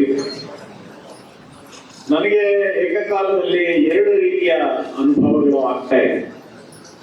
ಒಂದು ಕಡೆ ತಾವೆಲ್ಲರೂ ಸಂಘಟಿತರಾಗಿ ಒಂದು ಕ್ರೀಡಾ ಉತ್ಸವದಿಂದ ಸಂವಿಧಾನದ ದಿನಾಚರಣೆ ಅಂಗವಾಗಿ ಈ ಕ್ರಿಕೆಟ್ ಪಂದ್ಯಾವಳಿಯನ್ನ ಆಯೋಜನೆ ಮಾಡಿ ಕಾರ್ಯಕ್ರಮವನ್ನ ಇವತ್ತಿಲ್ಲಿ ನಡೆಸ್ತಾ ಇರ್ತಕ್ಕಂಥ ವಿಷಯವಾಗಿ ಸಂತೋಷ ಆಗುತ್ತೆ. ಮತ್ತೊಂದು ಕಡೆ ಬಹುಶಃ ಇಷ್ಟು ದೊಡ್ಡ ಸಂಖ್ಯೆಯಲ್ಲಿ ಅತಿಥಿ ಉಪನ್ಯಾಸಕರು ನಾನು ನೋಡ್ತಾ ಇದ್ರೆ ಬಹಳ ದೊಡ್ಡ ಪ್ರಮಾಣದ ಆತಂಕ, ಅದು ನಿರುದ್ಯೋಗದ ಆತಂಕ. ನಾನು ಸಹ 2009ರವರೆಗೆ ಸುಮಾರು ಒಂದು 5-6 ವರ್ಷಗಳ ಕಾಲ ಮೈಸೂರು ವಿಶ್ವವಿದ್ಯಾಲಯದ ಮಹಾರಾಜಸ್ ಕಾಲೇಜಲ್ಲಿ, ಯುವರಾಜಸ್ ಕಾಲೇಜಲ್ಲಿ, PG ಸೆಂಟರ್ ಅಲ್ಲಿ ಅತಿಥಿ ಉಪನ್ಯಾಸಕನಾಗಿ ಕೆಲಸ ಮಾಡಿದ್ದೇನೆ. ಆ ಸಂದರ್ಭದಲ್ಲಿ ನಾವು ಎದುರಿಸುವಂತಹ ಮಾನಸಿಕವಾದಂತಹ ಯಾತನೆ, ಸಂಕಟಗಳು ಏನು ಅನ್ನೋದು ನಾನು ಕೂಡ ಅನುಭವಿಸಿದ್ದೀನಿ. ಹಾಗಾಗಿ ನಿಮ್ನೆಲ್ಲ ನೋಡ್ತಾ ಇದ್ರೆ ತುಂಬಾ ನೋವಾಗುತ್ತೆ ಕೂಡ ಅಂತ. ಯಾವಾಗಪ್ಪ ಇವ್ರಿಗೆಲ್ಲ ಕಾಯಂ ಉದ್ಯೋಗ ಸಿಗೋದು, ಆ ಸಾಧ್ಯತೆಗಳು, ಆ ಒಂದು ಅವಕಾಶಗಳು ಯಾವಾಗ ನಿರ್ಮಾಣ ಆಗುತ್ತೆ ಅಂತ ಇಲ್ಲಿಗೆ ಬಂದಾಗಿಂದ ನೀವು ನೋಡ್ತಾ ಇರುವಾಗ, ಅಥವಾ ಈ ಸಂಬಂಧದಲ್ಲಿ ವಿಷಯಗಳನ್ನ ನಾವು ಕೇಳುವಾಗಲೆಲ್ಲ ನನ್ಗೆ ಅನ್ಸಿದ್ದು ಉಂಟು. ಹಾಗಾಗಿ ನಾವು ಇಷ್ಟು ಮಾತ್ರ ಹೇಳಬಹುದೇನೋ ಅಂತ ಅನ್ಸುತ್ತೆ. ಆದಷ್ಟು ಬೇಗ ನಿಮ್ಮೆಲ್ಲರಿಗೆ ಕಾಯಂ ಉದ್ಯೋಗ ಸಿಗಲಿ, ನಿಮ್ಮ ಬದುಕು ಉಜ್ವಲವಾಗಲಿ ಅಂತ ಈ ಸಂದರ್ಭದಲ್ಲಿ ನಾನು ವೈಯಕ್ತಿಕವಾಗಿ ಆಶಿಸೋದಕ್ಕೆ ಇಷ್ಟಪಡ್ತೇನೆ. ಸ್ನೇಹಿತರೆ, ಈ ಎಲ್ಲ ಸಮಸ್ಯೆ ಮತ್ತು ಸವಾಲುಗಳ ನಡುವೆನೂ ಕೂಡ ನೀವು ನಿಮ್ಮ ಜೀವಂತಿಕೆಯನ್ನ ಕಾಪಾಡಿಕೊಂಡಿರೋದ್ರ ಬಗ್ಗೆ, ನಿಮ್ಮ ಕ್ರಿಯಾಶೀಲತೆಯನ್ನ ಕಾಪಾಡಿಕೊಂಡಿರುವುದ್ರ ಬಗ್ಗೆ ನನಗೆ ತುಂಬಾ ಹೆಮ್ಮೆ ಇದೆ, ಗೌರವ ಇದೆ. ಸ್ನೇಹಿತರೆ, ಈಗ ಏನು ಕ್ರಿಕೆಟ್ ಪಂದ್ಯಾವಳಿಗಳನ್ನ ಏರ್ಪಡಿಸಿ ಇವತ್ತು ನೀವು ಬಹುಮಾನ ವಿತರಣಾ ಸಮಾರಂಭದ ಜೊತೆಗೆ ಸಂವಿಧಾನವನ್ನ ಕುರಿತ ಹಾಗೆ ಒಂದಷ್ಟು ವಿಚಾರಗಳನ್ನ ಚರ್ಚೆ ಮಾಡುವ ನಿಟ್ಟಿನಲ್ಲಿ ನೀವು ಆಲೋಚನೆ ಮಾಡಿರೋದು ಹೆಚ್ಚು ಸೂಕ್ತ ಅಂತ ಅನ್ಸುತ್ತೆ.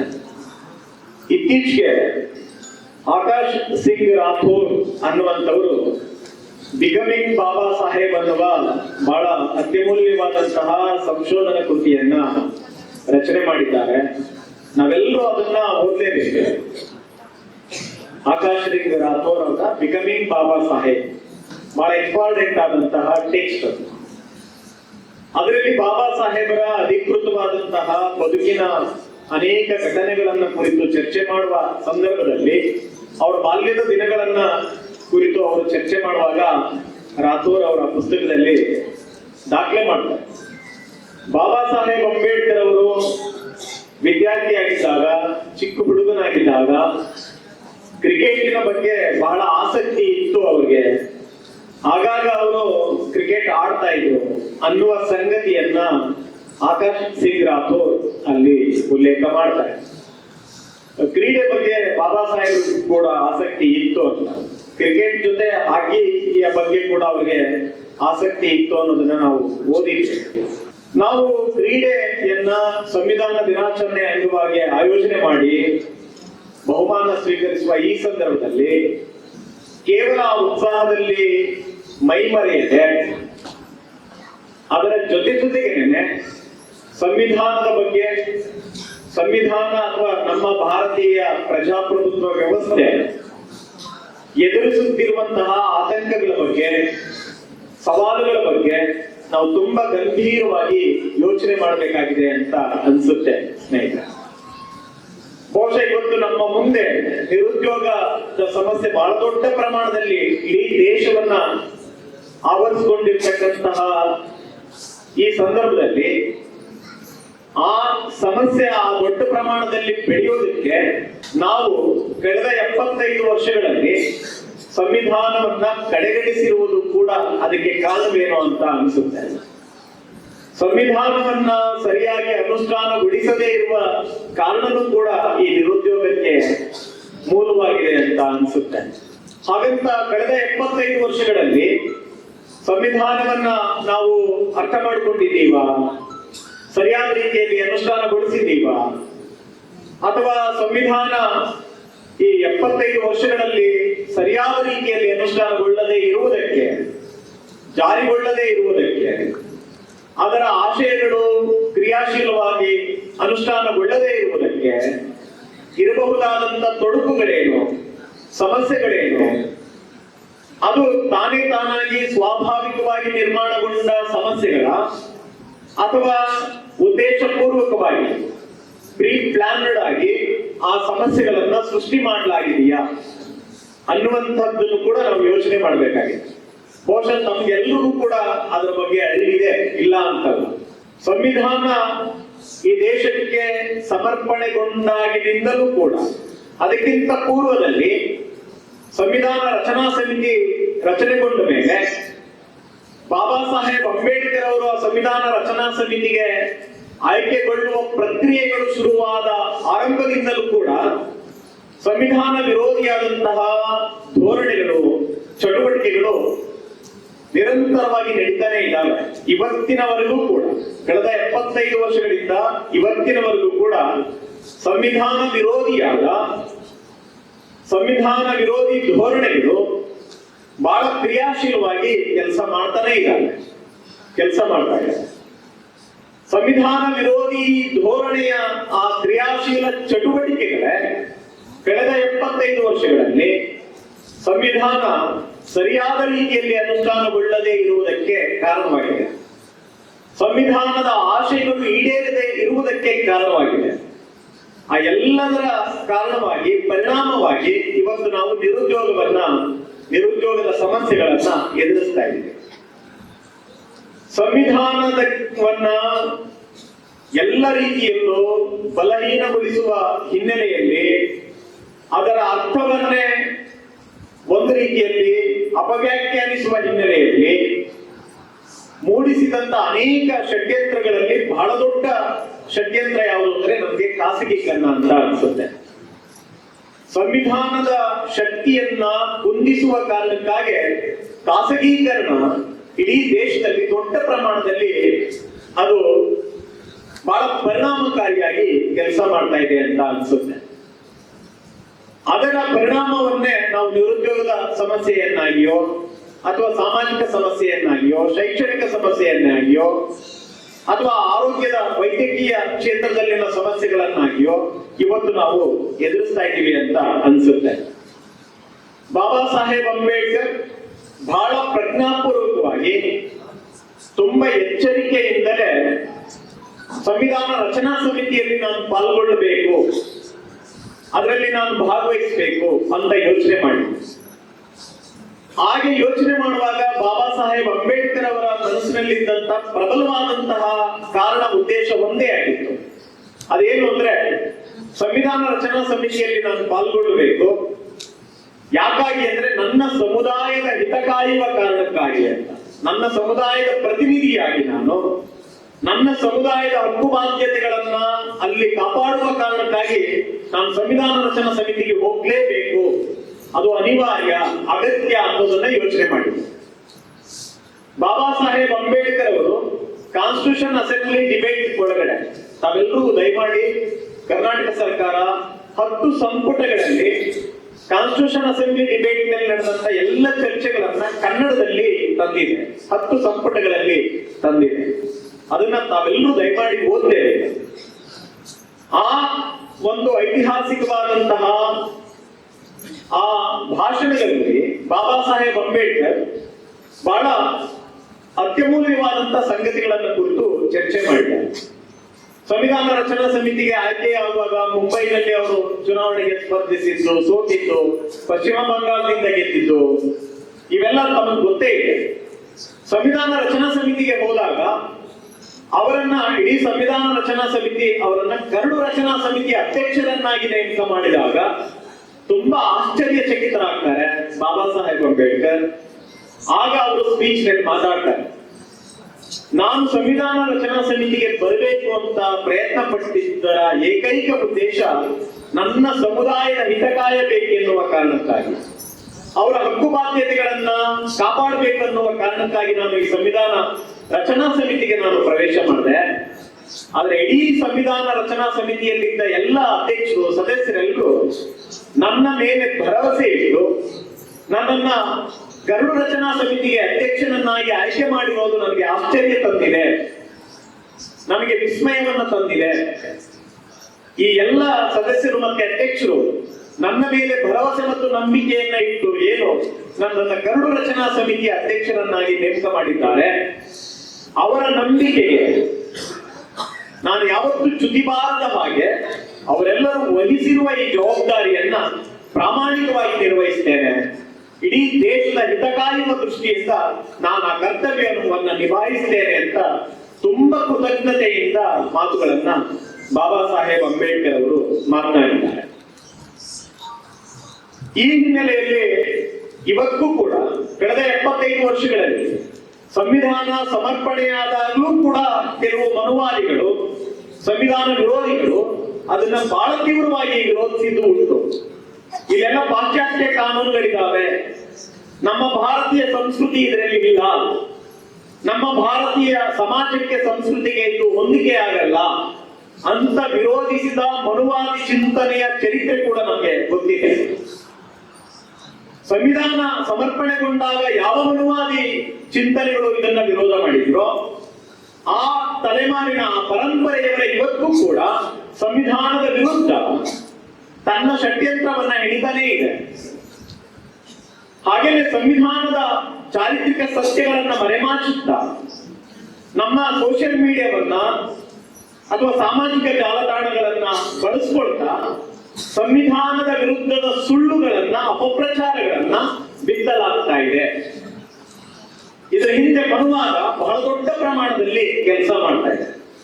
ವಿದ್ಯಾವಂತರಾದ, ಜವಾಬ್ದಾರಿ ಸ್ಥಾನದಲ್ಲಿರುವ ಪ್ರಾಧ್ಯಾಪಕರಾದ ನಾವು ಈ ಮನುವಾದ ಸೃಷ್ಟಿಸಿರುವ ಸಂವಿಧಾನ ವಿರೋಧಿ ಸುಳ್ಳುಗಳನ್ನ, ಅಸತ್ಯಗಳನ್ನ ಬಯಲು ಮಾಡಬೇಕಾಗಿದೆ. ನಮ್ಮ ವಿದ್ಯಾರ್ಥಿಗಳಲ್ಲಿ ಸಂವಿಧಾನದ ಅರಿವನ್ನ ರೂಪಿಸಬೇಕಾಗಿದೆ ಅಂತ. ಹಾಗಾದ್ರೆ ಮನುವಾದ ಸೃಷ್ಟಿಸಿರ್ತಕ್ಕಂತಹ ಸಂವಿಧಾನ ವಿರೋಧಿ ಸುಳ್ಳುಗಳು ಯಾವುದು, ಯಾವ ಸಂವಿಧಾನ ವಿರೋಧಿ ಅಸತ್ಯಗಳನ್ನ ಅದು ಇವತ್ತು ಕೂಡ ಪ್ರಚಾರ ಮಾಡ್ತಾ ಇದೆ ಅನ್ನೋದು ತಮಗೆಲ್ಲ ಗೊತ್ತಿದೆ. ಸಂವಿಧಾನವನ್ನ ಬಾಬಾ ಸಾಹೇಬ್ ಅಂಬೇಡ್ಕರ್ ಅವರು ಬರದೇ ಇಲ್ಲ ಅನ್ನುವ ಹಸಿಸುಳ್ಳುಗಳನ್ನ ಬಿತ್ತಲಾಗ್ತಾ ಇದೆ. ಸಂವಿಧಾನ ಇದು ಪಾಶ್ಚಾತ್ಯ ಕಾನೂನುಗಳನ್ನ ಹೊಂದಿದೆ, ಇದು ನಮ್ಮ ದೇಶಕ್ಕೆ ಹೊಂದಿಕೆನೇ ಆಗಲ್ಲ ಅಂತ ಹೇಳಲಾಗ್ತಾ ಇದೆ. ಹಾಗಾದ್ರೆ ಈ ಬಗೆಯ ಮನುವಾದ ಸೃಷ್ಟಿಸಿರುವ ಸುಳ್ಳುಗಳ ಹಿಂದೆ ರಚಿಸ್ತಕ್ಕಂಥ ಷಡ್ಯಂತ್ರಗಳು ಏನು? ಹಾಗಾದ್ರೆ ಮನುವಾದಕ್ಕೆ ಯಾಕೆ ಸಂವಿಧಾನದ ಬಗ್ಗೆ ಬಾಬಾ ಸಾಹೇಬ್ ಅಂಬೇಡ್ಕರ್ ಅದನ್ನು ಬರೆದಂತ ಬಾಬಾ ಸಾಹೇಬ್ ಅಂಬೇಡ್ಕರ್ ಅವರ ಬಗ್ಗೆ ಯಾಕೆ ಆ ಬಗೆಯ ಅಸಹನೆಗಳಿದ್ದಾವೆ ಅನ್ನೋದನ್ನ ಸ್ವಲ್ಪ ನಾವು ಯೋಚನೆ ಮಾಡಿದ್ರೆ ಅದಕ್ಕೆ ಕಾರಣಗಳು ಸ್ಪಷ್ಟವಾಗಿ ಅರ್ಥ ಆಗುತ್ತೆ. ನಾನು ತುಂಬಾ ಸಭೆಗಳಲ್ಲಿ ಸಂವಿಧಾನವನ್ನು ಕುರಿತು ಮಾತನಾಡುವಾಗ ಕೆಲವು ಮಾತುಗಳನ್ನು ಮಾತನಾಡ್ತಾ ಇರ್ತೇನೆ, ಅದು ರಿಪೀಟ್ ಆದ್ರೂ ಕೂಡ. ಬಾಬಾ ಸಾಹೇಬ್ ಅಂಬೇಡ್ಕರ್ ಅವರು ಬರೆದ ಭಾರತ ಸಂವಿಧಾನವನ್ನ ಮರೆತ ಭಾರತಕ್ಕಾಗಲಿ ಭಾರತೀಯರಿಗಾಗಲಿ ಭವಿಷ್ಯವಿಲ್ಲ ಅನ್ನುವ ಒಂದು ಮಾತು. ಹಾಗೇನೆ ಭಾರತದ ಸಮಸ್ತ ನಾಗರಿಕರು ಕೂಡ, ಎಲ್ಲ ಜಾತಿ, ಎಲ್ಲ ಧರ್ಮ, ಎಲ್ಲ ವರ್ಗದವರು ಕೂಡ ಬಾಬಾ ಸಾಹೇಬ್ ಅಂಬೇಡ್ಕರ್ ಮತ್ತೆ ಅವರು ಬರೆದ ಭಾರತ ಸಂವಿಧಾನದ ಋಣದ ಮಕ್ಕಳು ಅನ್ನುವ ಮಾತು. ಇದನ್ನ ನಾವೆಲ್ಲರೂ ಸದಾ ನೆನಪಿನಲ್ಲಿ ಇಟ್ಟುಕೊಳ್ಳೇಬೇಕಂತ. ಅದಕ್ಕೆ ಕಾರಣಗಳು ಕೂಡ ಇದ್ದಾವೆ ಅಂತ. ಇಂತಹ ಸಂದರ್ಭದಲ್ಲಿ ಇವತ್ತು ಕಳೆದ ಅಂದ್ರೆ ಸಂವಿಧಾನ ಜಾರಿಯಾಗಿ 75 ವರ್ಷಗಳನ್ನ ಕ್ರಮಿಸುತ್ತಿರುವ ಈ ಹೊತ್ತಲ್ಲಿ ಭಾರತ ಸಂವಿಧಾನ ಮತ್ತೆ ಭಾರತದ ಪ್ರಜಾಪ್ರಭುತ್ವ ವ್ಯವಸ್ಥೆ ಗಂಡಾಂತರದಲ್ಲಿದೆ. ಅದು ಅನೇಕ ಸವಾಲು ಸಮಸ್ಯೆಗಳನ್ನ ಎದುರಿಸ್ತಾ ಇದೆ. ಈ ಒಂದು ಅನಾಹುತದಿಂದ ಭಾರತ ಸಂವಿಧಾನವನ್ನ, ಭಾರತದ ಪ್ರಜಾಪ್ರಭುತ್ವ ವ್ಯವಸ್ಥೆಯನ್ನ ನಾವು ಸಂರಕ್ಷಿಸದಿದ್ದರೆ, ಕಾಪಾಡಿಕೊಳ್ಳದಿದ್ದರೆ ನಮಗೆ ಭವಿಷ್ಯವಿಲ್ಲ ಅಂತ. ಅದನ್ನ ನಾವೆಲ್ಲರೂ ಎಚ್ಚರಿಕೆಯಿಂದ ಗಮನಿಸಬೇಕಾಗಿದೆ ಅಂತ ಅನ್ಸುತ್ತೆ. ಹಾಗಾದ್ರೆ ಬಾಬಾ ಸಾಹೇಬ್ ಅಂಬೇಡ್ಕರ್ ಮತ್ತು ಅವರು ಬರೆದ ಭಾರತ ಸಂವಿಧಾನಕ್ಕೆ ಯಾಕೆ ಇಷ್ಟು ಅಸಹನೆಗಳು ಮನುವಾದದ ಮೂಲಕ ಅನ್ನುವಂಥದ್ದನ್ನ ನೀವು ಯೋಚನೆ ಮಾಡಿದ್ರೆ ಕೆಲವು ಚರಿತ್ರೆಯ ಒಂದೆರಡು ಘಟನೆಗಳನ್ನ ಗಮನಿಸ್ಕೊಳ್ಬಹುದು. ಬಾಬಾ ಸಾಹೇಬ್ ಅಂಬೇಡ್ಕರ್ ಮತ್ತೆ ಭಾರತ ಸಂವಿಧಾನ ನಮಗೆ ಅರ್ಥ ಆಗ್ಬೇಕು ಅಂದ್ರೆ ಭಾರತದ ಚರಿತ್ರೆಯನ್ನ 2 ದೃಷ್ಟಿಕೋನದಲ್ಲಿ ನೀವು ಗಮನಿಸಿದ್ರೆ ಗೊತ್ತಾಗುತ್ತೆ. ಅದ್ಯಾವುದು? ಸಂವಿಧಾನ ರಚನೆಯಾಗದ ಪೂರ್ವ ಭಾರತದ ಚರಿತ್ರೆ, ಸಂವಿಧಾನ ರಚನೆಗೊಂಡು ಅನುಷ್ಠಾನಗೊಂಡ ನಂತರದ ಭಾರತದ ಚರಿತ್ರೆ ಅಂತ 2 ದೃಷ್ಟಿಕೋನದಲ್ಲಿ ನೀವು ಅದನ್ನ ಯೋಚನೆ ಮಾಡಿದ್ರೆ ಬಹಳ ಸ್ಪಷ್ಟವಾಗಿ ಸಂವಿಧಾನ ಭಾರತದ ಅದರ ಮಹತ್ವ ನಮ್ಗೆ ಅರ್ಥ ಆಗ್ತಾ ಹೋಗುತ್ತೆ. ಬಾಬಾ ಸಾಹೇಬ್ ಅಂಬೇಡ್ಕರ್ ಯಾವ ಮೌಲ್ಯಗಳನ್ನ ಇಟ್ಕೊಂಡು ಸಂವಿಧಾನವನ್ನ ರಚನೆ ಮಾಡಿದ್ದಾರೆ ಎನ್ನುವ ಸತ್ಯಗಳು ನಮಗೆ ಅರ್ಥ ಆಗ್ತಾ ಹೋಗುತ್ತೆ. ಬಾಬಾ ಸಾಹೇಬ್ ಅಂಬೇಡ್ಕರ್ ಬಹಳ ಸ್ಪಷ್ಟವಾಗಿ ಅಂದಿನ ಕಾಂಗ್ರೆಸ್ ಸರ್ಕಾರವನ್ನ, ಕಾಂಗ್ರೆಸ್ ಪಕ್ಷವನ್ನ ತೀಕ್ಷ್ಣವಾಗಿ ಪ್ರಶ್ನೆ ಮಾಡಿದಂಥದ್ದು. ಗಾಂಧಿ ಮತ್ತೆ ಕಾಂಗ್ರೆಸ್ ದಲಿತರಿಗೆ ಮಾಡಿರುವುದು ಏನು ಅನ್ನುವ ಪುಸ್ತಕವನ್ನೇ ಬರೆದರು. ಅಂತಹ ಬಾಬಾ ಸಾಹೇಬ್ ಅಂಬೇಡ್ಕರ್ ಕಾಂಗ್ರೆಸ್ ಪಕ್ಷದ ಅಥವಾ ಸರ್ಕಾರದ ಅಡಿಯಲ್ಲಿ ರಚನೆಗೊಂಡ ಸಂವಿಧಾನ ರಚನಾ ಸಮಿತಿಗೆ ಅವರು ಹೋಗಿದ್ದಿದೆಯಲ್ಲ, ಯಾವ ಕಾರಣಕ್ಕಾಗಿ ಹೋದ್ರು, ಯಾವ ಕಾರಣಕ್ಕಾಗಿ ಅದರಲ್ಲಿ ಪಾಲ್ಗೊಂಡ್ರು ಅನ್ನುವುದನ್ನು ಕೂಡ ನಾವು ಯೋಚನೆ ಮಾಡಬೇಕಾಗಿದೆ. ಬಾಬಾ ಸಾಹೇಬ್ ಅಂಬೇಡ್ಕರ್ ಅವರನ್ನ ಇವತ್ತಿಗೂ ಕೂಡ ಮನುವಾದ ಅವರನ್ನ ಒಪ್ಪಿಕೊಳ್ಳಿಕ್ಕೆ ಆಗ್ತಾ ಇಲ್ಲ, ಅವರನ್ನ ಸ್ವೀಕರಿಸಲಿಕ್ಕೆ ಸಾಧ್ಯ ಆಗ್ತಾ ಇಲ್ಲ. ಮನುವಾದಕ್ಕೆ ಬಾಬಾ ಸಾಹೇಬ್ ಅಂಬೇಡ್ಕರ್ ಅವರು ಕೊಟ್ಟ ಬಹಳ ದೊಡ್ಡ ಪೆಟ್ಟಿದೆಯಲ್ಲ, ಅದಕ್ಕೆ ಅರಿವಿಸ್ಕೊಳ್ಳಿಕ್ಕೂ ಸಾಧ್ಯ ಆಗ್ತಾ ಇಲ್ಲ ಅಂತ. ಬಾಬಾ ಸಾಹೇಬ್ ಅಂಬೇಡ್ಕರ್ ಚೌದರ್ಕೆರೆ ಹೋರಾಟದಲ್ಲಿ ಬಹಿರಂಗವಾಗಿ, ಸಾರ್ವಜನಿಕವಾಗಿ ಮನುಧರ್ಮಶಾಸ್ತ್ರವನ್ನ ಸುಟ್ಟು ಹಾಕಿದ್ರು. ಅದಕ್ಕೆ ಅವ್ರದೇ ಆದಂತಹ ಕಾರಣಗಳು ಇತ್ತು. ನಾನು ಅದನ್ನ ಅವರು ಬರೆದ ಭಾರತ ಸಂವಿಧಾನದ ಜೊತೆ ಕಂಪ್ಯಾರಿಟಿವ್ ಆಗಿ ಯೋಚನೆ ಮಾಡಲಿಕ್ಕೆ ನಾನು ಇಷ್ಟಪಡ್ತೇನೆ. ಮನುಧರ್ಮಶಾಸ್ತ್ರವನ್ನ ಯಾಕೆ ಸುಟ್ಟಾಕಿದ್ರು ಬಾಬಾ ಸಾಹೇಬ್ ಅಂಬೇಡ್ಕರ್? ಅದು ಜಾತೀಯತೆ, ಅಸ್ಪೃಶ್ಯತೆಯನ್ನ ಹೇಳುತ್ತೆ, ಮಹಿಳೆಯರ ಸ್ವಾತಂತ್ರ್ಯವನ್ನ ಹತ್ತಿಕ್ಕುತ್ತೆ. ಅದು ಸಾರ್ವಜನಿಕ ಶಿಕ್ಷಣ ವ್ಯವಸ್ಥೆಯನ್ನ, ಅಕ್ಷರ ಕಲಿಯುವ ಅವಕಾಶವನ್ನ ಎಲ್ಲ ಸಮುದಾಯಗಳಿಗೆ ಕೊಡಲ್ಲ, ಆಸ್ತಿ ಹಕ್ಕನ್ನ ನಿರಾಕರಿಸುತ್ತೆ, ಅನೇಕ ಮೌಢ್ಯ ಮತ್ತು ಕಂದಾಚಾರಗಳನ್ನ ಪ್ರತಿಪಾದಿಸುತ್ತೆ, ಚಾತುರ್ವರ್ಣ ವ್ಯವಸ್ಥೆ ಇರಬೇಕು ಅಂತ ಹೇಳುತ್ತೆ, ದೇವದಾಸಿ ಪದ್ಧತಿ, ಬೆತ್ತಲೆಸುವ ಪದ್ಧತಿ, ಬಾಲ್ಯ ವಿವಾಹ, ವಿಧವಾ ಪದ್ಧತಿ ಅಂತ ಅನಿಷ್ಟ ಪದ್ಧತಿಗಳನ್ನ ಅದು ಪ್ರೋತ್ಸಾಹಿಸುತ್ತೆ ಅನ್ನೋ ಕಾರಣಕ್ಕಾಗಿ ಬಾಬಾ ಸಾಹೇಬ್ ಅಂಬೇಡ್ಕರ್ ಮನುಧರ್ಮಶಾಸ್ತ್ರವನ್ನ ಸುಟ್ಟು ಹಾಕಿದ್ರು. ಇದು ಮನುವಾದಕ್ಕೆ ಅರಗಿಸಿಕೊಳ್ಳಲಾರದ ಒಂದು ದೊಡ್ಡ ಸಮಸ್ಯೆ ಆಯಿತು. ಬಾಬಾ ಸಾಹೇಬ್ ಅಂಬೇಡ್ಕರ್ ಮನುಧರ್ಮಶಾಸ್ತ್ರವನ್ನ ಸುಟ್ಟು ಹಾಕಿದ ಮೇಲೆ ಅದಕ್ಕೆ ಪರ್ಯಾಯವಾಗಿ ಆಲೋಚನೆ ಮಾಡಿದ ಬಹಳ ದೊಡ್ಡ ಪ್ರಖರವಾದ ಚಿಂತನೆಯೇ ಭಾರತ ಸಂವಿಧಾನ ಅಂತ ನನ್ಗನ್ಸುತ್ತೆ. ಯಾವ ಮನುಧರ್ಮಶಾಸ್ತ್ರ ಶಿಕ್ಷಣವನ್ನ, ಆಸ್ತಿ ಹಕ್ಕನ್ನ, ಸಮಾನತೆಯನ್ನ, ಸ್ವಾತಂತ್ರ್ಯವನ್ನ, ಸಹೋದರತೆಯನ್ನ ನಿರಾಕರಿಸುತ್ತದೆಯೋ ಆ ಎಲ್ಲವನ್ನ ಅದಕ್ಕೆ ಪರ್ಯಾಯವಾಗಿ ಬಾಬಾ ಸಾಹೇಬ್ ಅಂಬೇಡ್ಕರ್ ಸಂವಿಧಾನದ ಮೂಲಕ ಸಾಕಾರಗೊಳಿಸಿದ್ದಾರೆ ಅಷ್ಟ. ಸ್ವಾತಂತ್ರ್ಯವನ್ನು ಮನುಧರ್ಮಶಾಸ್ತ್ರ ಎಲ್ಲ ಸಮುದಾಯಗಳಿಗೆ, ಎಲ್ಲ ಜಾತಿಗಳಿಗೆ ಅದು ಕಲ್ಪಿಸ್ಕೊಡಲ್ಲ, ನಿರಾಕರಿಸುತ್ತೆ. ಆದ್ರೆ ಭಾರತದ ಸಂವಿಧಾನದ ಪ್ರಿಯಾಂಬಲ್ ಅಲ್ಲೇ ಅದು ಸ್ವಾತಂತ್ರ್ಯವನ್ನ ಮಾತನಾಡುತ್ತೆ. ಮನುಧರ್ಮಶಾಸ್ತ್ರ ಸಮಾನತೆಯನ್ನ ನಿರಾಕರಿಸುತ್ತೆ. ಬ್ರಿಟಿಷರು 200 ವರ್ಷಗಳ ಕಾಲ ಈ ದೇಶವನ್ನ ಆಳಿದ್ರು. ಆ ಕಾರಣಕ್ಕಾಗಿ ನಾವು ಸ್ವಾತಂತ್ರ್ಯವನ್ನ ಕಳ್ಕೊಂಡ್ವಿ. ಆ ಕಾರಣಕ್ಕಾಗಿ ಸ್ವಾತಂತ್ರ್ಯ ಚಳುವಳಿ ಈ ದೇಶದಲ್ಲಿ ನಡೀತು. ಬ್ರಿಟಿಷರನ್ನ, ಈಸ್ಟ್ ಇಂಡಿಯಾ ಕಂಪನಿಯನ್ನ ಈ ದೇಶದಿಂದ ಹೊರಗಟ್ಟಿದ್ವಿ ಅನ್ನೋದು ಒಂದು ಚರಿತ್ರೆ ನಮಗಿದೆ. ಸ್ವಾತಂತ್ರ್ಯ ಚಳುವಳಿಯ ಚರಿತ್ರೆಯನ್ನ ನಾವೆಲ್ಲ ಓದ್ತಾ ಇದ್ದೀವಿ, ಗಮನಿಸಿದ್ದೀವಿ. ಅದನ್ನ ನಾವು ಕಡೆಗಣಿಸಬಾರದು. ಆದ್ರೆ ಬ್ರಿಟಿಷರು ಬರುವುದಕ್ಕಿಂತ 2000 ವರ್ಷಗಳ ಹಿಂದೆ ಈ ದೇಶದಲ್ಲಿ ಸ್ವಾತಂತ್ರ್ಯವನ್ನು ಹತ್ತಿಕ್ಕಲಾಗಿದೆಯಲ್ಲ, ಜಾತಿಯ ಕಾರಣಕ್ಕಾಗಿ, ಅಸ್ಪೃಶ್ಯತೆಯ ಕಾರಣಕ್ಕಾಗಿ, ಚಾತುರ್ವರ್ಣ ಪದ್ಧತಿಯ ಕಾರಣಕ್ಕಾಗಿ. ಈ ದೇಶದಲ್ಲಿ ಸ್ವಾತಂತ್ರ್ಯ ಚಳವಳಿ ಕೇವಲ ಬ್ರಿಟಿಷರ ವಿರುದ್ಧ ಮಾತ್ರ ನಡೆದದ್ದಲ್ಲ. ಅವರು ಈ ದೇಶಕ್ಕೆ ಬರುವುದಕ್ಕಿಂತ ಪೂರ್ವದಿಂದಲೂ ಕೂಡ, 2000 ವರ್ಷಗಳಿಂದಲೂ ಕೂಡ ಈ ದೇಶದಲ್ಲಿ ಬ್ರಿಟಿಷರು ಈ ದೇಶ ಬಿಟ್ಟು ಹೋದ್ಮೇಲೂ ಕೂಡ, ಭಾರತ ಸಂವಿಧಾನ ಅನುಷ್ಠಾನಗೊಂಡು 75 ವರ್ಷಗಳ ನಂತರವೂ ಕೂಡ ಸ್ವಾತಂತ್ರ್ಯ ಚಳುವಳಿ, ಆಂತರಿಕ ಸ್ವಾತಂತ್ರ್ಯ ಚಳುವಳಿ ನಡೀತಾನೇ ಇದೆ. ಬಹುಶಃ ಈಗ ಆಂತರಿಕ ಸ್ವಾತಂತ್ರ್ಯ ಚಳುವಳಿ ಇನ್ನಷ್ಟು ಪ್ರಖರಗೊಳ್ಳುವ ಎಲ್ಲ ವಿದ್ಯಮಾನಗಳು, ಸನ್ನಿವೇಶಗಳು ಬಹಳ ದೊಡ್ಡ ಪ್ರಮಾಣದಲ್ಲಿ ದಿನದಿಂದ ದಿನಕ್ಕೆ ಅದು ಹೆಚ್ಚಾಗ್ತಾನೆ ಇದೆ. ಬಹುಶಃ ಮುಂದೆ ಇನ್ ಫ್ಯೂಚರ್ ಅಥವಾ ಭವಿಷ್ಯದಲ್ಲಿ ಭಾರತ 2ನೇ ಸ್ವಾತಂತ್ರ್ಯ ಚಳುವಳಿಗೆ ಅದು ಮುಂದಾಗುವ ಎಲ್ಲ ಲಕ್ಷಣಗಳನ್ನು ನಾವು ಕಾಣ್ತಾ ಇದ್ದೀವಿ. ಅದು ಆಂತರಿಕ ಸ್ವಾತಂತ್ರ್ಯ ಚಳವಳಿಯಾಗಿ ರೂಪಾಂತರಗೊಳ್ಳುವ ಸಾಧ್ಯತೆಗಳು, ಅಪಾಯಗಳು, ಸವಾಲುಗಳು ನಮ್ಮ ಮುಂದೆ ಇವತ್ತು ನಿರ್ಮಾಣಗೊಂಡಿದೆ.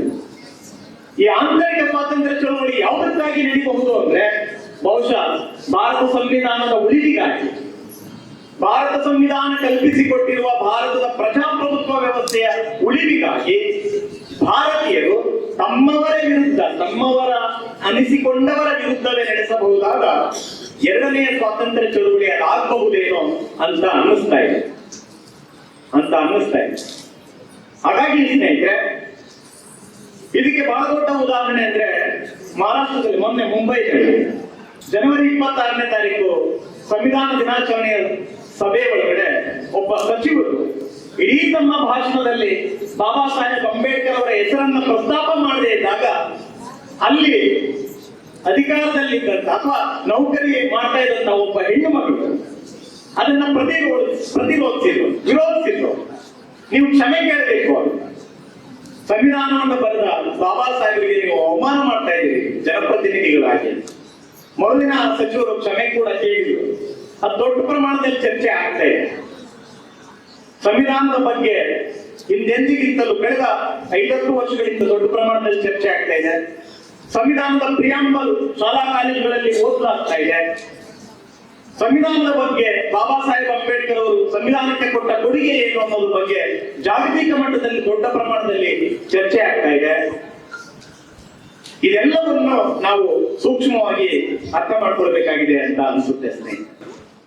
ಈ ಒಂದು ಕಾರ್ಯಕ್ರಮಕ್ಕೆ ನಮ್ಮ ಹಿರಿಯ ಅಧಿಕಾರಿಗಳಾದಂತಹ ಶ್ರೀ ಮಹೇಶ್ ಬೇಗಣ್ಣವರ್ ಸಾಹೇಬರು ಬರಬೇಕಾಯಿತು ಮತ್ತು ನಮ್ಮ ಆತ್ಮೀಯ ಮಿತ್ರರು ಆಗಿರ್ತಂತಹ ಶ್ರೀ ಅರುಣ್ ಸರ್ ಮತ್ತು ಇವರೆಲ್ಲ ನಮಗೆ ಒಂದು ಕಾರ್ಯಕ್ರಮಕ್ಕೆ ಕರೆಸಿದ್ರು. ಬಟ್ ನಾನು ಮತ್ತು ನಮ್ಮ ಇನ್ನೊಬ್ರು ನಮ್ಮ ಅಧಿಕಾರಿ ಮಹಾದೇವ್ ಪಾಟೀಲ್ ಅವರು ಕಾರ್ಯಕ್ರಮ ಅಂದ್ಕೊಳ್ಳಿ ನಾವು ಗ್ರೌಂಡಲ್ಲಿ ಏನೋ ವಿತರಣೆ ಮಾಡೋದು, ಏನಾದರೂ ಪ್ರೈಸ್ ಕೊಡೋದು ಇರ್ಬೋದೇನೋ ಅನ್ಕೊಂಡಿದ್ದೆ. ಬಟ್ ಇಲ್ಲಿ ಬಂದು ನೋಡಿದಾಗ ಆಶ್ಚರ್ಯಚಕಿತನಾಗಿ ನಾನು, ಯಾಕಂದ್ರೆ ಇದು ನನ್ನ ವಿಶ್ವವಿದ್ಯಾಲಯ, ನಾನು ಈ ವಿಶ್ವವಿದ್ಯಾಲಯದಲ್ಲಿ ನನ್ನ ಬಗ್ಗೆ ಈ ಒಂದು ಪದವಿ ಪಡೆದಿರ್ತಕ್ಕಂಥ ವಿಷಯ ವೇದಿಕೆ ಹಂಚ್ಕೊಂಡಿದ್ದೀನಿ ಅಂದ್ಕೊಳ್ಳೆ ಸ್ವಲ್ಪ ಪೊಲೀಸ್ ಅಂದ್ಕೊಳ್ಳಿ ಎಲ್ಲೂ ಶಾಪ ಆಗಲ್ಲ, ಭಯ ಬಿಡಲ್ಲ. ವೇದಿಕೆ ನೋಡ್ಕೊಳ್ಳಿ ಸ್ವಲ್ಪ ಭಯನೇ ಆಯ್ತು. ಯಾಕಂದ್ರೆ ಎಲ್ಲಿ ಬೇಕಾದ್ರೂ ಬುದ್ಧಿ ಇದು ಹಂಚ್ಕೋಬಹುದು, ಬಟ್ ಬುದ್ಧಿ ಜೀವನ ಕೊಟ್ಟಿರ್ತಕ್ಕಂಥ ವೇದಿಕೆ ಹಂಚ್ಕೋಬೇಕಾದ್ರೆ ಬಹಳ ಒಂದು ಭಯ ಉಂಟಾಗ್ತದೆ. ಯಾಕಂದ್ರೆ ಏನ್ ಮಾತಾಡಿದ್ರು ಹೆಚ್ಚು, ಏನ್ ಮಾತಾಡೋದು ಕಮ್ಮಿ ಅಂತಕ್ಕಂಥ ಒಂದು ಭಾವನೆ ಇರುತ್ತೆ. ಸೊ ಈ ಒಂದು ವಿಶ್ವವಿದ್ಯಾಲಯದ ಅರುಣ್ ಕುಮಾರ್ ಸರ್ ಅವರು ಅತಿಥಿ ಉಪನ್ಯಾಸಕರ ಸಂಘ ಅವರು ಏರ್ಪಡಿಸಿರ್ತಕ್ಕಂಥ ಸಂವಿಧಾನ ಪ್ರೀಮಿಯರ್ ಲೀಗ್ ಇದು ಬಹಳ ಅಚ್ಚುಕಟ್ಟಾಗಿ ನಿರ್ವಹಿಸುತ್ತಾರೆ. ಇಲ್ಲಿ ಒಂದು ವಿದ್ಯಾರ್ಥಿ ದಶೆಯಲ್ಲಿ ನಾವು ಇರಬೇಕಾದ್ರೆ ಆಟೋಟಗಳು ಏರ್ಪಡಿಸಿ ಎಲ್ಲರಲ್ಲಿ ಒಗ್ಗಟ್ಟನ್ನ ತರ್ತಕ್ಕಂಥ ಕೆಲಸವನ್ನ ನಮ್ಮ ಅರುಣ್ ಕುಮಾರ್ ಸರ್ ಅವರು ಮಾಡಿದ್ದಾರೆ. ಅವರಿಗೆ ನಾನು ಈ ರೀತಿಯ ಕಾರ್ಯಕ್ರಮಗಳನ್ನ ಮುಂದೆ, ಈ ರೀತಿಯ ಕ್ರೀಡಾಕೂಟಗಳನ್ನ ಮುಂದೆ ಮುಂದುವರ್ಸ್ಕೊಂಡು ಹೋಗ್ಬೇಕಂತ ಹೇಳಿ ನಾನು ಅವರಿಗೆ ಮತ್ತೊಮ್ಮೆ ನಾನು ಕೇಳ್ಕೊಳ್ತೀನಿ. ಇದಾದ ನಂತರ ಇನ್ನೊಂದು ಈ ಕಾರ್ಯಕ್ರಮದ ಇನ್ನೊಂದು ವಿಶೇಷತೆ ಏನಂದ್ರೆ ಸಂವಿಧಾನ ಪ್ರೀಮಿಯರ್ ಲೀಗ್ 77ನೇ ನಾವು ಒಂದು ಗಣರಾಜ್ಯೋತ್ಸವನ್ನ ಈ ಸಮಯದಲ್ಲಿ ಆಚರಣೆಯನ್ನು ಮಾಡ್ತೀವಿ. ಇದಕ್ಕೆ ಸಂಬಂಧಪಟ್ಟಂಗೆ ಸಂವಿಧಾನ ನಮ್ಮ ಉಸಿರು, ಸಂವಿಧಾನ ನಮ್ಮ ಜೀವ. ಅದೇರಿಂದ ಈ ವೇದಿಕೆ ಮೇಲೆ ನಾನು ನಿಂತಿದ್ದೀನಿ, ತಾವು ಕೂತಿದ್ದೀರಿ, ಹಿರಿಯರೆಲ್ಲ ಕೂತಿದ್ದಾರೆ. ಅದು ಈಗಿನ ಕಾಲಕ್ಕಂತಲ್ಲ, ರಚನೆ ಆದ್ರಿಂದ ಇಲ್ಲಿವರೆಗೂ ಸಹಿತ ಸಾಮಾಜಿಕ ನ್ಯಾಯ ಮತ್ತು ಬಡವ ಬಲ್ಲಿದನಂತ ಯಾವುದೇ ವ್ಯತ್ಯಾಸಗಳನ್ನು ಕಾಣದೆ ನಮಗೆ ಜೀವನ ಮಾಡಲಿಕ್ಕೆ ಕೊಟ್ಟಿರ್ತಕ್ಕಂಥ ಡಾಕ್ಟರ್ ಬಾಬಾ ಸಾಹೇಬ್ ಅಂಬೇಡ್ಕರ್ ಅವರು ನೀಡಿರ್ತಕ್ಕಂಥ ಬಹುದೊಡ್ಡ ಗ್ರಂಥ ನಮ್ಮ ಜೀವ ಅಂತಾನೆ ನಾನು ಅದನ್ನ ಹೇಳಿಕ್ಕೆ ಇಷ್ಟಪಡ್ತೀನಿ. ಇದಾದ ನಂತರ ಇನ್ನೊಂದು ವಿಚಾರ ಹೇಳಿಕ್ಕೆ ಇಷ್ಟಪಡ್ತೀನಿ. ನಮ್ಮ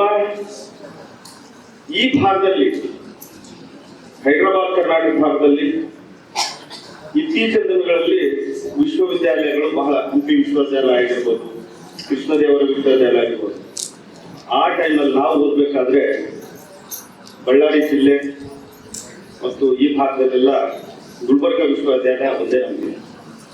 ಅದು ಹೆಂಗಂದ್ರೆ ಮಾಸ್ಟರ್ ಪೀಸ್ ಎಲ್ಲ ಈ ಭಾಗದ ವಿಶ್ವವಿದ್ಯಾಲಯಗಳಿಗೆ ಈ ವಿಶ್ವವಿದ್ಯಾಲಯ ತಾಯಿ ಇತ್ತಂತೆ.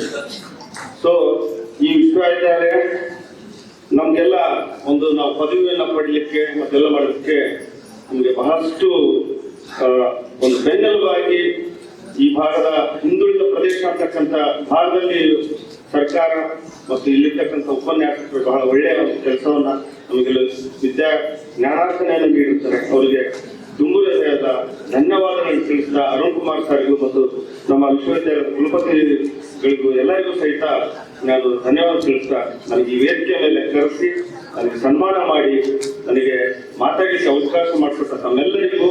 ಮತ್ತು ಇನ್ನೊಂದು ವಿಷಯ, ಸಾರ್ ಹೇಳಿದ್ರು ಅತಿಥಿ ಉಪನ್ಯಾಸಕರು ಅನ್ನೋ ಬದಲು ಅದನ್ನ ಒಂದು ಹೆಸರು ನಾನು ಕೊಟ್ಟು ನೀವೇನೋ ಮಾಡಿ, ನನಗೆ ಅದೊಂದು ಹೊರಡು ಬಂತು ನನ್ನ ತಲೆಯಲ್ಲಿ. ಅಷ್ಟು ಒಂದು ಹೆಸರು ಹೇಳ್ತಕ್ಕಂಥ ಇದಲ್ಲ, ಅದನ್ನ ಆತ್ಮೀಯ ಉಪನ್ಯಾಸಕರು ಅಂತಕ್ಕಂಥ ಒಂದು ಹೆಸರಿದ್ರೆ ಒಳ್ಳೆಯದಾಗುತ್ತದೆ. ಆತ್ಮೀಯ ಉಪನ್ಯಾಸಕರು ಯಾಕಂದ್ರೆ ಯಾರು ಬಹಳಷ್ಟು ಜನ ಸರ್ಕಾರದಿಂದ ನೇಮಕಾತಿಗಳು ಆಗಿರಲ್ಲ, ಬಟ್ ಆ ಸಮಯದಲ್ಲಿ ನಮಗೆ ಬೆನ್ನೆಲುಬಾಗಿ ಅತಿಥಿ ಉಪನ್ಯಾಸಕರು ಇರ್ತಾರೆ. ಬಟ್ ಅದನ್ನ ವರ್ಣನ ಆ ಉಪನ್ಯಾಸಕರು ಅಂತಕ್ಕಂಥದ್ದು ಹೇಳಿದ್ರೆ ನನಗೆ ಸಮಂಜಸ ಅಂತ ನನ್ನ ಮನಸ್ಸಿಗೆ ಅನ್ಸುತ್ತೆ. ಅದು ತಾವು ಯಾವ ರೀತಿ ತಗೊಳ್ತಿದೆ ಅಂತಕೊಂಡು ಧನ್ಯವಾದಗಳು ಸರ್. Thank you sir. ಆ ಕಾಲದಲ್ಲಿ ಯೂನಿವರ್ಸಿಟಿ ಹೇಳೋದು ಮತ್ತೆ ನಮ್ಮ ಯೂನಿವರ್ಸಿಟಿ ಎಲ್ಲ ಸುತ್ತಮುತ್ತ ಎಲ್ಲ ಇದಕ್ಕೆ ಅದರ ತಾಯಿ ಇದ್ದಂಗೆ ನಮ್ಮ ಯೂನಿವರ್ಸಿಟಿ. 180 ಪ್ಲೇಯರ್ಸ್ ಧಾರವಾಡ ಅಲ್ಲಿ ಕ್ರಿಕೆಟ್ ಸೆಲೆಕ್ಷನ್ ಗೆ ಬಂದಿದ್ರು. ಯೂನಿವರ್ಸಿಟಿ ಸೆಲೆಕ್ಷನ್ ಇತ್ತು, ಅದರಲ್ಲಿ ನಾವು ಒಬ್ಬನೇ ಸೆಲೆಕ್ಟ್ ಆಗಿದ್ದು Gulbarga cricket. I was cricket captain of SB. College. So cricket ಅಂದ್ರೆ ನಾನು ಬಹಳ ಉತ್ಸಾಹದಿಂದ ಇಲ್ಲಿ ಪಾರ್ಟಿಸಿಪೇಟ್ ಮಾಡಿದ್ದೆ. ಅರುಣ್ ಸಾಹೇಬರು ನನ್ ಕರೆದಿದ್ರು ಇಲ್ಲಿ. ನಾನು ಬಹಳ ಕ್ರಿಕೆಟ್ ಅಂದ್ರೆ ನಾನು ಗೆಸ್ಟ್ ಹೌಸ್ ಯೂನಿವರ್ಸಿಟಿ ಮೀಟಿಂಗ್ ಮುಗಿಸಿ ಗೆಸ್ಟ್ ಹೌಸ್ ಹೋದಾಗ, ಗೆಸ್ಟ್ ಹೌಸ್ ಇಂದ ಬರುವಾಗ ನೋಡ್ತಾ ಇದ್ದೆ ಗರ್ಲ್ಸ್ ಆರ್ ಪ್ಲೇಯಿಂಗ್ ಕ್ರಿಕೆಟ್. ಬಹುಶಃ ಈ ಲೀಗ್ ಅಲ್ಲಿ ಆಡೋರು ಫಸ್ಟ್ ಗುಲ್ಬರ್ಗದಲ್ಲಿ ಫಸ್ಟ್ ಗರ್ಲ್ಸ್ ಇರೋರು ಫಸ್ಟೇ ಇರಬಹುದು. ಇದು ಯಾರು ಇದಕ್ಕಿಂತ ಮುಂಚೆ ಗರ್ಲ್ಸ್ ಪಾರ್ಟಿಸಿಪೇಟ್ ಮಾಡಿಲ್ಲ ಕ್ರಿಕೆಟ್ ಅಲ್ಲಿ. ಆದ್ರೆ they were playing cricket. I used to see them playing in this stadium, practicing. So I'm very much happy that I have participated in a event where you have organized Samvidhana Premier League. So very great thing to be here with you all, and especially I'm very much happy because you people, you all teachers have organized this. And how you got this idea, how you conceived this idea, I don't know. It goes to your President Arun Kumar sir, because all the games organizing cricket, because nowadays cricket has become little. It has holding little lower profile in Gulbarga because many other games have been come up. And now basketball has come up, and other indoor games have come up, basket and tennis and table tennis have come up. And cricket in those days, in every nook and corner, people, children used to play cricket. Nowadays, I see very less in cricket enthusiasm. And one thing very special about me, I am telling you is, there was in the 80s, I think, Irani Trophy. They used to conduct Irani Trophy in ME ground. In that match, in that Irani Trophy, I have a record, and nobody has broken so far. I think 8 wickets, 8 overs, 9 runs. So far, nobody. And one gentleman who was watching in the stadium, he came up after finishing match and he said, tapping my back, said, "You are very unfortunate that nobody from VIP is watching your match here. Otherwise, you would have been in a different position."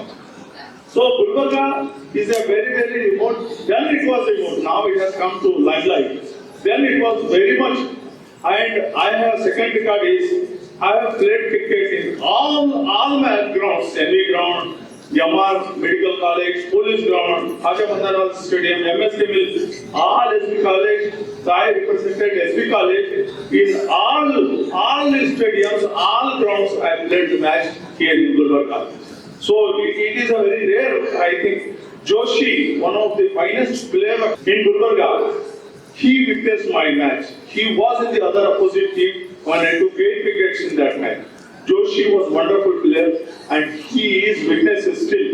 I remember only one person now. It is Mr. Joshi. He was a teacher a physical teacher in his LV school. Then he appointed in MSK, and so many. So when cricket is going on, I watch for a while, watch the match, think of my past, and go ahead. So congratulations to all of you.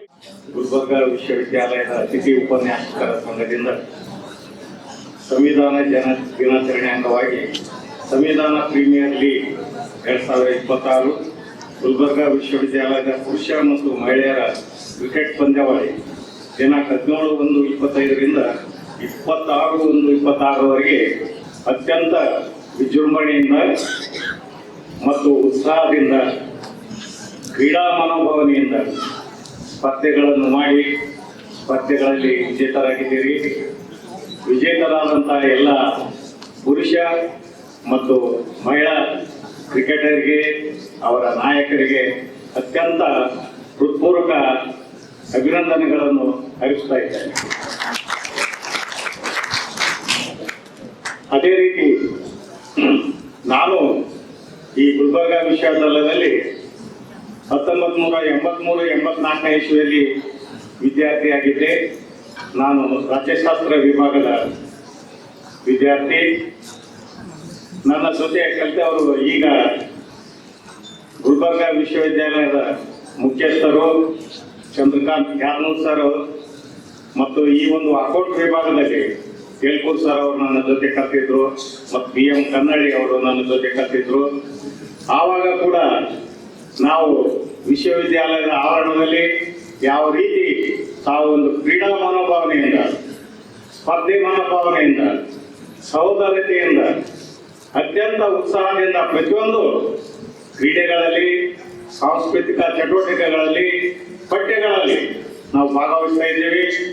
ಆಗ ನಾನು ನಿಮ್ಮಂತೆ ಕೂಡ ಒಂದು ಸೆಮಿನಾರ್ನಲ್ಲಿ ಭಾಗವಹಿಸಿದ್ದೆ. ಆ seminar ಏನಂತಂದ್ರೆ ಅವಾಗ professor BM ಬೈನ್ ಸಾಹೇಬರು ನಾನು ವಹಿಸಿಕೊಟ್ಟಿದ್ರು. ಆ ವಿಷಯ ಏನಂದ್ರೆ, ಮಲ್ಲಣ್ಣವರೇ, ನೀವು ವಿಶ್ವವಿದ್ಯಾಲಯದಲ್ಲಿ ನೀವು ವಿದೇಶಿ ಒಂದು ವಿಷಯದ ಬಗ್ಗೆ ಸೆಮಿನಾರ್ ಮಾಡ್ಬೇಕಂತಿದ್ರು. ಆವಾಗ ಸರ್ ನೀವು ಹೇಳಿದ ಪ್ರಕಾರ ನಾನು ಸೆಮಿನಾರ್ ಮಾಡ್ತಿದ್ದೇನೆ. ಆವಾಗ ಏನದಂತಂದು ಪ್ರಚಲಿತವಾದಂತಹ ವಿಷಯ, ಅವಾಗ ನಮ್ಮ ಭಾರತದ ಪ್ರಧಾನಮಂತ್ರಿ ರಾಜೀವ್ ಗಾಂಧಿ ಅವರಿದ್ರು. ಆವಾಗ ಶ್ರೀಲಂಕಾ ಮತ್ತು ಭಾರತದ ಬಗ್ಗೆ ಅನೇಕ ಏನಾದಂತಂದ್ರೆ ವಿದ್ಯಮಾನಗಳು ನಡೀತಾ ಇದ್ದವು. ಆ ವಿದ್ಯಮಾನಗಳ ಬಗ್ಗೆ ಇಂಡೋ ಶ್ರೀಲಂಕನ್ ಅಗ್ರಿಮೆಂಟ್ ಅಂತ ಹೇಳಿ ವಿಷಯ ಕೊಟ್ಟಿದ್ರು. ಅದನ್ನು ಸುಮಾರು ನಾನು 1 ತಿಂಗಳವರೆಗೆ ಪ್ರಿಪೇರ್ ಮಾಡಿ ಅತ್ಯಂತ ಪ್ರಭಾವವಾಗಿ, ಅತ್ಯಂತ ಏನಾದಂತಂದ್ರೆ ಸ್ಪಷ್ಟವಾಗಿ ಆ ವಿಷಯವನ್ನು ಮಂಡಿಸಿದ್ದೇನೆ. ಅದಕ್ಕೆ ನನಗೆ ಎಲ್ಲರೂ ಕೂಡ ಏನಾದಂತಂದ್ರೆ ಬಹಳ ಒಳ್ಳೆಯ ರೀತಿಯಿಂದ ನನಗೆ ಏನಂತಂದ್ರೆ ಅಭಿನಂದನೆಗಳನ್ನು ಅರ್ಪಿಸಿದ್ರು. ಅದೇ ರೀತಿ ವಿದ್ಯಾರ್ಥಿಗಳಿಗೆ ಈ ಒಂದು ಈಗ ಅನೇಕ ಅತಿಥಿಗಳು ಅಪ್ಪುಗರಿ ಸೋಮಶೇಖರ್ ಸಾಹೇಬರು ಕೂಡ ಒಳ್ಳೆಯ ವಿಚಾರಗಳನ್ನು ಹೇಳಿದ್ದಾರೆ. ನಾವು ಯಾವಾಗಲೂ ಏನಾದಂತಂದ್ರೆ ಈ ವಿಚಾರಗಳನ್ನು ತಲೆಯಲ್ಲಿ ಇಟ್ಟುಕೊಂಡು ಎಲ್ಲರೂ ನಮ್ಮ ಸಂವಿಧಾನದ ಬಗ್ಗೆ ಗೌರವ ಇರಬೇಕು, ರಾಷ್ಟ್ರದ ಬಗ್ಗೆ ಗೌರವ ಇರಬೇಕು ಮತ್ತು ಭ್ರಾತೃತ್ವ ಬಗ್ಗೆ ಗೌರವ ಇರಬೇಕು. ನಾವೆಲ್ಲರೂ ಭಾರತೀಯರು ಅಂತ ಒಂದು ಮನೋಭಾವನೆ ಇದ್ದು ಸಮಯ ಬಂದಾಗ ಯಾವ ರೀತಿ ನಮ್ಮ ಸ್ವಾತಂತ್ರ್ಯವನ್ನು ಪಡೆಯೋದು ಹಿಂದಿನವರು ನಾವು ಅನೇಕ ಪ್ರಾಣ ಆಸ್ತಿ ತ್ಯಾಗಗಳನ್ನು ಮಾಡಿ ಈ ಸ್ವಾತಂತ್ರ್ಯವನ್ನು ಕೊಟ್ಟಿದ್ದಾರೆ. ನಮ್ಮೆಲ್ಲರ ಹೆಗಲ ಮೇಲೆ ಅತ್ಯಂತ ಮಹತ್ವದ ಜವಾಬ್ದಾರಿ ಇದೆ. ಸಂವಿಧಾನವನ್ನು ಉಳಿಸಬೇಕು ಮತ್ತು ದೇಶದ ಸ್ವಾತಂತ್ರ್ಯವನ್ನು ಉಳಿಸಬೇಕು. ನಾವೆಲ್ಲರೂ ಸಹೋದರ ಸಹೋದರಿಯಂತೆ ಬಾಳಬೇಕು, ರಾಷ್ಟ್ರ ಪ್ರೇಮವನ್ನು ಬೆಳಬೇಕು. ಇಡೀ ಭಾರತ ದೇಶದ ಎಲ್ಲಾ ಪ್ರಜೆಗಳು ಇಡೀ ವಿಶ್ವದಲ್ಲಿ ಏನಾದ ಪ್ರಕಾಶನವಾಗಿ ಬೆಳಬೇಕನ್ನ ಈ ಒಂದು ಸಂದರ್ಭದಲ್ಲಿ ನಿಮಗೆ ಹೇಳುತ್ತಾ, ನೀವು ಕೂಡ ಇದೇ ರೀತಿ ಕ್ರಿಯಾಶಾಲರಾಗಿ ನೀವು ಕಲಿಸಿದಂತ ಶಾಲೆಗಳಿಗೆ, ಕಲಿಸಿದ ಹುಟ್ಟಿದಂತ ಊರುಗಳಿಗೆ ಮತ್ತು ನೀವು ಬೆಳೆದಂತ ವಿಶ್ವವಿದ್ಯಾಲಯಗಳಿಗೆ ಕೀರ್ತಿಯನ್ನು ತರಬೇಕಂತ ಈ ಸಂದರ್ಭದಲ್ಲಿ ಹೇಳಿ, ನನಗೆ ಈ ಸಂದರ್ಭದಲ್ಲಿ 1-2 ಮಾತುಗಳನ್ನು ಆಡಲು ಅವಕಾಶ ಕೊಟ್ಟಂತ ಈ ವೇದಿಕೆಯ ಮೇಲೆ ಎಲ್ಲ ಗಣ್ಯರಿಗೆ, ಸಂಘದ ಪದಾಧಿಕಾರಿಗಳಿಗೆ ತಮಗೂ ವಂದಿಸಿ ನನ್ನ 2 ಮಾತುಗಳನ್ನು ಮುಗಿಸುತ್ತೇನೆ.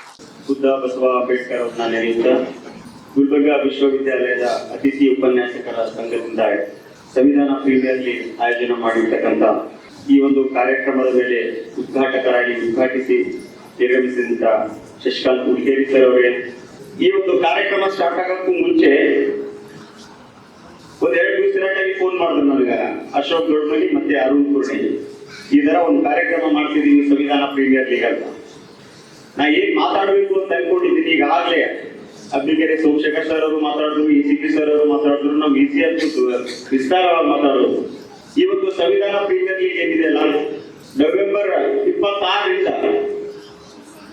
ಜನವರಿ 26ರವರೆಗೆ ಈ ಒಂದು ಟೈಮಲ್ಲಿ ಈ ಸಂವಿಧಾನ ಕುರಿತು ಜಾಗೃತಿ ಮೂಡಿಸುವಂತ ಕೆಲಸಗಳು ನಮ್ಮ ವಿಶ್ವವಿದ್ಯಾಲಯದಲ್ಲಿ ಮಾಡಬೇಕು ಅಂತ ಕುಲಸಚಿವರಿಗೆ ಈ ಸಂದರ್ಭದಲ್ಲಿ ಮನವಿ ಮಾಡ್ತಾ, ಈ ಒಂದು ಕಾರ್ಯಕ್ರಮ ಯಶಸ್ವಿ ಆಗ್ಲಿಕ್ಕೆ ಕಾರಣ ಏನು ಅಂತಂದ್ರೆ, ಈ ಸಂದರ್ಭದಲ್ಲಿ ಹೇಳ್ಬೇಕಾಗುತ್ತೆ, ಸುಮಾರು ಕಾರ್ಯಕ್ರಮದಲ್ಲೂ ನಾನು ಮಾತಾಡಿದಾಗ ಈ ಮಾತನ್ನ ಹೇಳಿದ್ದೀನಿ.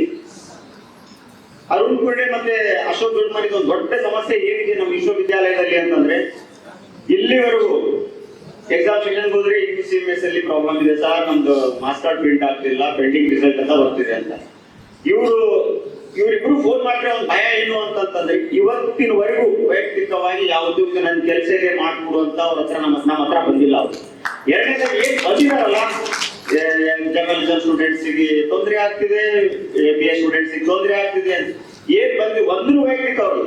ಇದಕ್ಕೂ ಮುಂಚೆ ಲಾಸ್ಟ್ ಇಯರ್ ಗೆಸ್ಟ್ ಫ್ಯಾಕಲ್ಟಿ ಒಂದು ಇಂಟರ್ವ್ಯೂ ನಡೆದಿತ್ತು. ಅವಾಗ ಒಂದು ಬದಲಾವಣೆ, ಒಂದೇನೋ ಒಂದು ಸ್ವಲ್ಪ ಅಧಿಕಾರಿಗಳ ಮಧ್ಯೆ, ಅತಿಥಿ ಉಪನ್ಯಾಸಕರ ಮಧ್ಯೆ ಒಂದು ಘರ್ಷಣೆ ಆಗಿತ್ತು. ಅಂತ ಸಂದರ್ಭದಲ್ಲೂ ಸಹ ಕೇಳಿದೆ ನಾನು ಒಂದ್ಸಲ, ಇಬ್ಬರು ಕರೆದು ಕೇಳಿದೆ ಒಂದ್ಸಲ, ಇಂಟರ್ವ್ಯೂ ನಡೆದಿದೆಯಲ್ಲ, ಏನಾದ್ರು ಯಾರಿಗಾದ್ರೂ ಮಾತಾಡ್ಬೇಕಾಗಿತ್ತ? ಬಟ್ ಅವ್ರ ಕಾನ್ಫಿಡೆನ್ಸ್ ಲೆವೆಲ್ ಹೇಗಿತ್ತು ಅಂತಂದ್ರೆ, ಅಶೋಕನ ಜೊತೆ ನಮ್ದೊಂದು 20 ವರ್ಷ ನಿಂತ್ಕೊಂಡು ಸಂಬಂಧ ಇದೆ, ಜೊತೆಲಿ ಕೆಲಸ ಮಾಡ್ದವ್ರು. ಅವ್ರು TV ನಾಯಕ, ನಾನು ಫಸ್ಟ್ TV ನಾಯಕ, ಆಮೇಲೆ ಜನಶ್ರೀ ಬಂದಾಗ ಅಶೋಕ್ ಒಂದೇ ಮಾತು ಹೇಳ್ದ, ಈಗ ನಾವು ಕೂತ ಹೆಂಗ್ ಮಾತಾಡ್ತೀವಿ ನಾವು ಹೈದರಾಬಾದ್ ಕರ್ನಾಟಕ ಶೈಲಿ ಅಂತಂದ್ರೆ, ಮಾರಾಯ ಫಸ್ಟ್ ನಾನೇ ಇಲ್ಲಿದ್ದೀನಿ ಲಿಸ್ಟ್, ನನಗೆ ಬಿಟ್ಟು ಯಾರಿಗೆ ನೋಡಲ್ಲ ಇವರು, ಆ ಕಾನ್ಫಿಡೆನ್ಸ್ ಅವರಲ್ಲಿ ಇದೆ. ಆಮೇಲೆ ಇವ್ರಿಬ್ರು ನೋಡಿದ್ರೆ ನಮ್ಗೆ ಇವ್ರ ಮ್ಯಾಲಿನ ಅಭಿಮಾನ ಇನ್ನೂ ಹೆಚ್ಚಿಗೆ ಆಗ್ತದೆ ಅಂತ ಹೇಳ್ಬೇಕಾಗುತ್ತೆ. ಆಮೇಲೆ ಇದೊಂದು ವಿಶೇಷವಾಗಿ ಈ ಕ್ರಿಕೆಟ್ ಟೂರ್ನಮೆಂಟ್ ಮಾಡ್ತಿದ್ದೀವಿ ಅಂತೇಳಿ ಪೂರ್ಣೇಶ್ವರ್ ರಾತ್ರಿ 9 ಗಂಟೆಗೆ ಫೋನ್ ಮಾಡ್ತಿದ್ದೀವಿ ಅಂತಂದಾಗ ನಮಗೂ ಒಂಚೂರು ಗೊಂದಲ ಇತ್ತು, ಯಶಸ್ವಿ ಆಗ್ತದೋ ಈ ಕೆಲವೊಂದಿಷ್ಟು ಜನರಿಗೆ ನಮಗೂ ಫೋನ್ ಮಾಡಿದಾಗ ಇಲ್ಲ ಸುಮ್ಮನೆ ಮಾಡ್ತಿದಾರ, ಕೆಲಸಿದೇನೋ ಇಲ್ಲೋ ಅವ್ರಿಗೆ ಅಂತ ಇಂಥ ಮಾತುಗಳು ಕೇಳಿದೀವಿ. ನಮಗೆ ಸ್ವಲ್ಪ ಭಯ ಅನ್ನಿಸ್ತು. ಯಶಸ್ವಿ ಆದ್ರೆ ಓಕೆ, ಯಶಸ್ವಿ ಆಗದೆ ಇದ್ರೆ ಸುಮ್ಮನೆ ಮುಖಭಂಗ ಆಗುತ್ತೆ ಅಂತ.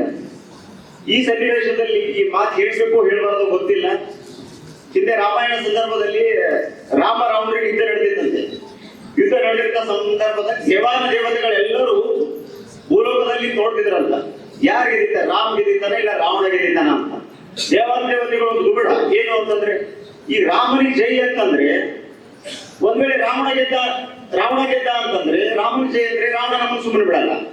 ಇಲ್ಲ ರಾವಣನಿಗೆ ಗೆದ್ರೆ ರಾವಣನಿಗೆ ಜೈ ಅಂತಂದ್ರೆ ರಾಮ ಗೆದ್ದಂದ್ರೆ ಸುಮ್ಮನೆ ಬೇಡ ಅಂತೇಳಿ ದೇವತೆಗಳೆಲ್ಲ ಒಂದು ನಿರ್ಧಾರ ಬಂದ್ರಂತೆ. ಏನಂತ, ರಾವಣಿಗೂ ಜೈ ಅನ್ನೋದು ಬೇಡ, ರಾಮನಿಗೂ ಜೈ ಅನ್ನೋದು ಬೇಡ, ಸುಮ್ಮನೆ ಜೈ ಅನ್ನೋಣ ಅಂತ.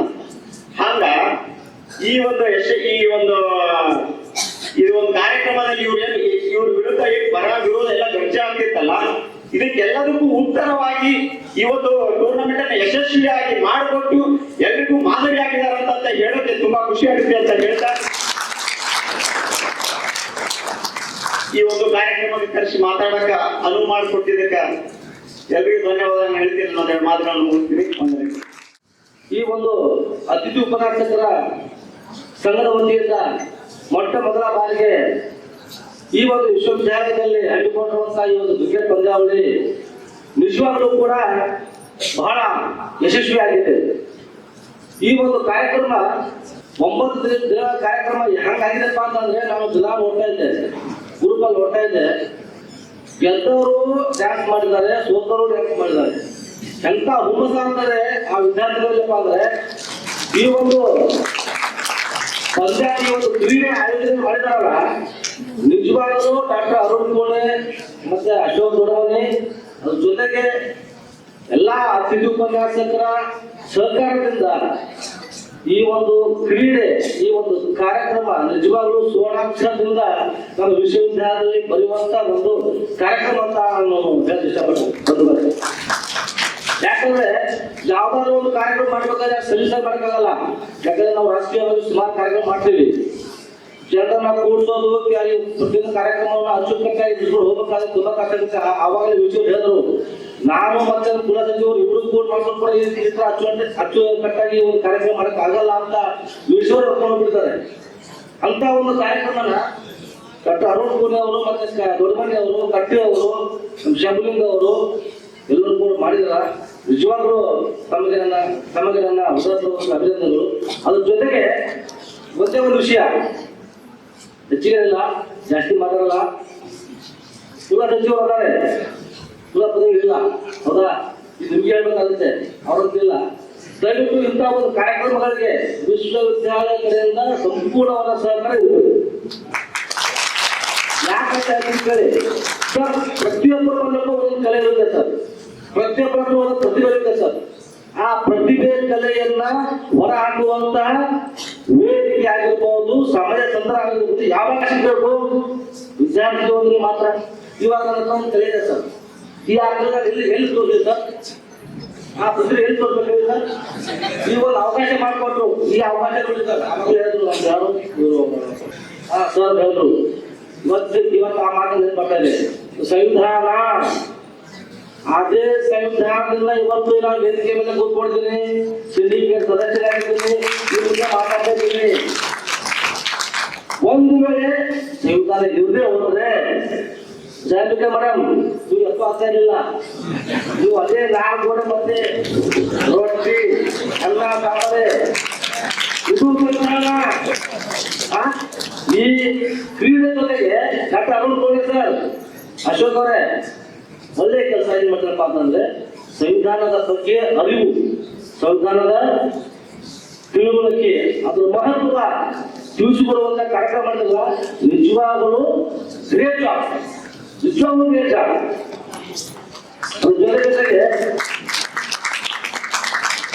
ಅದ್ರ ಜೊತೆಗೆ ಮೊನ್ನೆ ನಾನು ಹೇಳಿದೆ, ಈ ಒಂದು ಪಂದ್ಯಾವಳಿ ಒಬ್ಬರಿಗೆ ಹೋದಾಗ ಒಂದು ಮಾತು ಹೇಳಿದೆ ನಾನು, ಯಾರಿಗೆ, ನಮ್ಮ ಕುಲ ಸಚಿವರಿಗೂ ಮತ್ತು ಕುಲಪತಿಗೆ ಹೇಳಿದೆ, ಸರ್ ನೀವು ಯಾವುದು ಸೆಮಿನಾರ್ ಅಂತ ಅದು ಇದು ಅಂತ ಹೊರಗಿನ ದೇಶಕ್ಕೆ ಹೋಗ್ತೀರಿ, ಇಲ್ಲಿ ನಮ್ಮ ವಿಶ್ವವಿದ್ಯಾಲಯ ಪ್ರೊಫೆಸರು ಅವರು ಹೋಗ್ತಾರೆ, ಅಶೋಕ ಅಣ್ಣ ಇವರು ಕೆಲವೊಂದು ಕಾರ್ಯಕ್ರಮ ಸೆಮಿನಾರ್ ಅಂತ ಹೋಗ್ಬಿಟ್ಟು ದೇಶ ವಿದೇಶ ಹೋಗ್ತಾರೆ. ಓಕೆ, ಅದರಿಂದ ಪ್ರಯೋಜನ ಎಷ್ಟಿದೆಯೋ ಇವು ಅದಂತೂ ಗೊತ್ತಿಲ್ಲ. ನಾನೇನು ಹೇಳ್ತೀನಪ್ಪ ಅಂತಂದ್ರೆ ಕೆಲವೊಂದಕ್ಕೆ ನಮ್ಮ ಕುಲಪತಿ ಹೇಳ್ತಾರೆ ಖಜಾನ ಖಾಲಿ ಅಂತ. ದಯವಿಟ್ಟು ಇಂತಹ ಒಂದು ವಿದ್ಯಾರ್ಥಿಗಳಿಗೋಸ್ಕರ ವಿಶ್ವವಿದ್ಯಾಲಯದ ಕೀರ್ತಿ ತರುವಂತಹ ವಿದ್ಯಾರ್ಥಿಗೋಸ್ಕರ ಖಜಾನೆ ಖಾಲಿ ಅನ್ನುವಂತ ಮಾತು ದಯವಿಟ್ಟು ಹೇಳ್ತಾರೆ. ಯಾಕಪ್ಪ ಅಂದ್ರೆ ಎಷ್ಟು ಖರ್ಚು, ಒಂದು 5 ಲಕ್ಷ ಖರ್ಚಾಗಿರ್ಬೋದು ಈ ಕಾರ್ಯಕ್ರಮಕ್ಕೆ, ಒಂದು 5 ಲಕ್ಷ ಖರ್ಚಾಗಿರ್ಬೋದು. ಹೌದಾ? ಇವಾಗ ಒಂದು 22-30 ಜನ ಇಲ್ಲಿ ಪರ್ಮನೆಂಟ್ ಪ್ರೊಫೆಸರ್ ಇದ್ದಾರೆ. ಇವ್ರು ಮೋಸ್ಟ್ಲಿ ಒಂದು 3-4 ಲಕ್ಷ ಸ್ಯಾಲರಿ ಗೊತ್ತಿತ್ತು ನಮಗೆ. 3-4 ಲಕ್ಷ ಸ್ಯಾಲರಿ ಅವ್ರಿಗೆ. ಏನ್ ಕಷ್ಟ ನಿಮ್ಗೆ? ವಿದ್ಯಾರ್ಥಿಗೋಸ್ಕರ ತೆಗಿರಿ, 1,20,000 ತೆಗಿಬಿಡ್ರಿ. ಇವಾಗ ಕೇವಲ ಅಷ್ಟು ಮಾತ್ರ ನಾನು ತಂದಿಂದ ಹಾಕಿ ಒಂದು ಕಾರ್ಯಕ್ರಮ ಇವಾಗ ಮಾಡ್ತಾ ಇದ್ದಾರೆ. ಅವ್ರು ಸರ್ಕಾರ ಕೊಡ್ರಿ, ಒಂದು ತಿಂಗಳು ಸ್ಯಾಲರಿ ಒಂದು ಬಹಳ 20% ಕೊಡ್ರಿ. ನಿಮ್ಮ ಹೆಸರು ಆಗುತ್ತೆ, ವಿದ್ಯಾರ್ಥಿಗಳಿಗೆ ತಮಗೆ ಅತಿಯಾದ ಪ್ರೀತಿ ಗೌರವ ಅದು ಬರುತ್ತೆ. ಅದ್ರ ಜೊತೆಗೆ ವಿದ್ಯಾರ್ಥಿಗಳ ಭವಿಷ್ಯ, ಅವರ ಪ್ರತಿಭೆ ಅದು ಕೂಡ ಹೊರಬರುತ್ತೆ. ಸೊ ಹಾಗಾಗಿ ದಯವಿಟ್ಟು ಇನ್ನೂ ಹೆಚ್ಚಿಗೆ ಮಾಡಾಗ ಲಗಣ ಸರ್. ಯಾಕಂದ್ರೆ ನಮ್ಮ ಸಿಸ್ಟಮ್ ಇದೆ, ಯಾವುದು ಇಟ್ಕೊಂಡು ಕೊಡಲ್ಲ ಬಸ್ಸಲ್ಲಿ. ಏನು ಹೊರಗೆ ಮನುಷ್ಯ ಯಾಕಂದ್ರೆ ಅಟ್ಲೀಸ್ಟ್ ಅವ್ರು ಈ ಒಂದು ನಮ್ಮ ಕ್ಯಾಂಪಸ್ ಅಲ್ಲಿ ಒಂದು 23 ಜನ ಪ್ರೊಫೆಸರ್ ಯಾರು ಒಪ್ಪಿಕೊಂಡು ಹೆಲ್ಪ್ ಮಾಡ್ಬೋದು ಅಂತ ಗೊತ್ತಾ? ಹೇಳ್ಬೇಕಾರ ಯಾರು ಒಪ್ಪಿಕೊಂಡು ಹೆಲ್ಪ್ ಮಾಡ್ಬೋದು ಅಂತ ನಾನು ಮಾತು ಹೇಳಿದೆ ಡಾಕ್ಟರ್ ಅರುಣ್ ಕುಮಾರ್ ಮತ್ತು ಅಶೋಕ್ ಕಾಳಿಗೆ. ಅಣ್ಣ ನೀವು ಕಾರ್ಯಕ್ರಮ ಮಾಡ್ತಾ ಇದ್ರಿ, ಹಂಗೇನಾದ್ರೂ ನಿಮಗೆ ಯಾವುದೇ ರೀತಿ ತೊಂದರೆ ಆದ್ರೆ, ಏನಾದ್ರೂ ಅನಿವಾರ್ಯ ಇತ್ತು, ಅವಶ್ಯಕತೆ ಇದ್ರೆ ದಯವಿಟ್ಟು ನಮ್ಗೆ ಹೆಚ್ಚು ನಾನು ಹೇಳ್ತೀನಿ. ಡಾಕ್ಟರ್ ಅರುಣ್ ಕೂಡ ಹೇಳಿದ್ರೆ, ಅಶೋಕ್ ಅವರು ಹೇಳಿದ್ರು. ಹಾಗಾಗಿ ಈ ಒಂದು ಕಾರ್ಯಕ್ರಮ ಮಾಡಿದ್ರೆ ಬಹಳ ಚೆನ್ನಾಗಿ ಕಾರ್ಯಕ್ರಮ ಆಗಿದೆ. ಈಗ ನೋಡಿ ಯಾವಾಗಲೂ ಹೇಳೋದು ನಮ್ಮ ದೇವರಿಗೆ ಶ್ರೇಯಾಂಕ ಪಾಟೀಲು ಹೆಣ್ಣು ಬೈದೆ, ಅವಳು ರಾಷ್ಟ್ರ ಮಟ್ಟದಲ್ಲಿ ಅವಳು ಹೆಸರು ಮಾಡಿದ್ದಾರೆ. ಏನು ಯಾಕೆ ಹೆಂಗಾಯ್ತು ಹೆಸರು? ಅದೇ ಕ್ರಿಕೆಟ್ ಇಂದ, ಆ ಒಂದು ಪ್ರತಿಭೆಯಿಂದ ಇಂಥ ಪ್ರತಿಭೆಗಳನ್ನ ಗುರುತಿಸ್ಬೇಕು.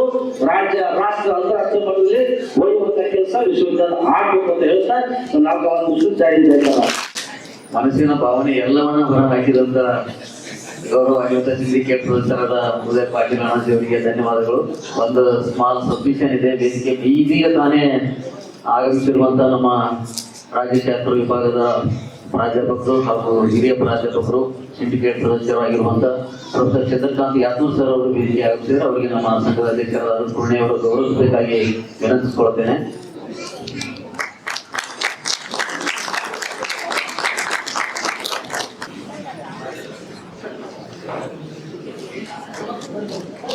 ಎಲ್ಲರಿಗೂ ನಮಸ್ಕಾರಗಳು.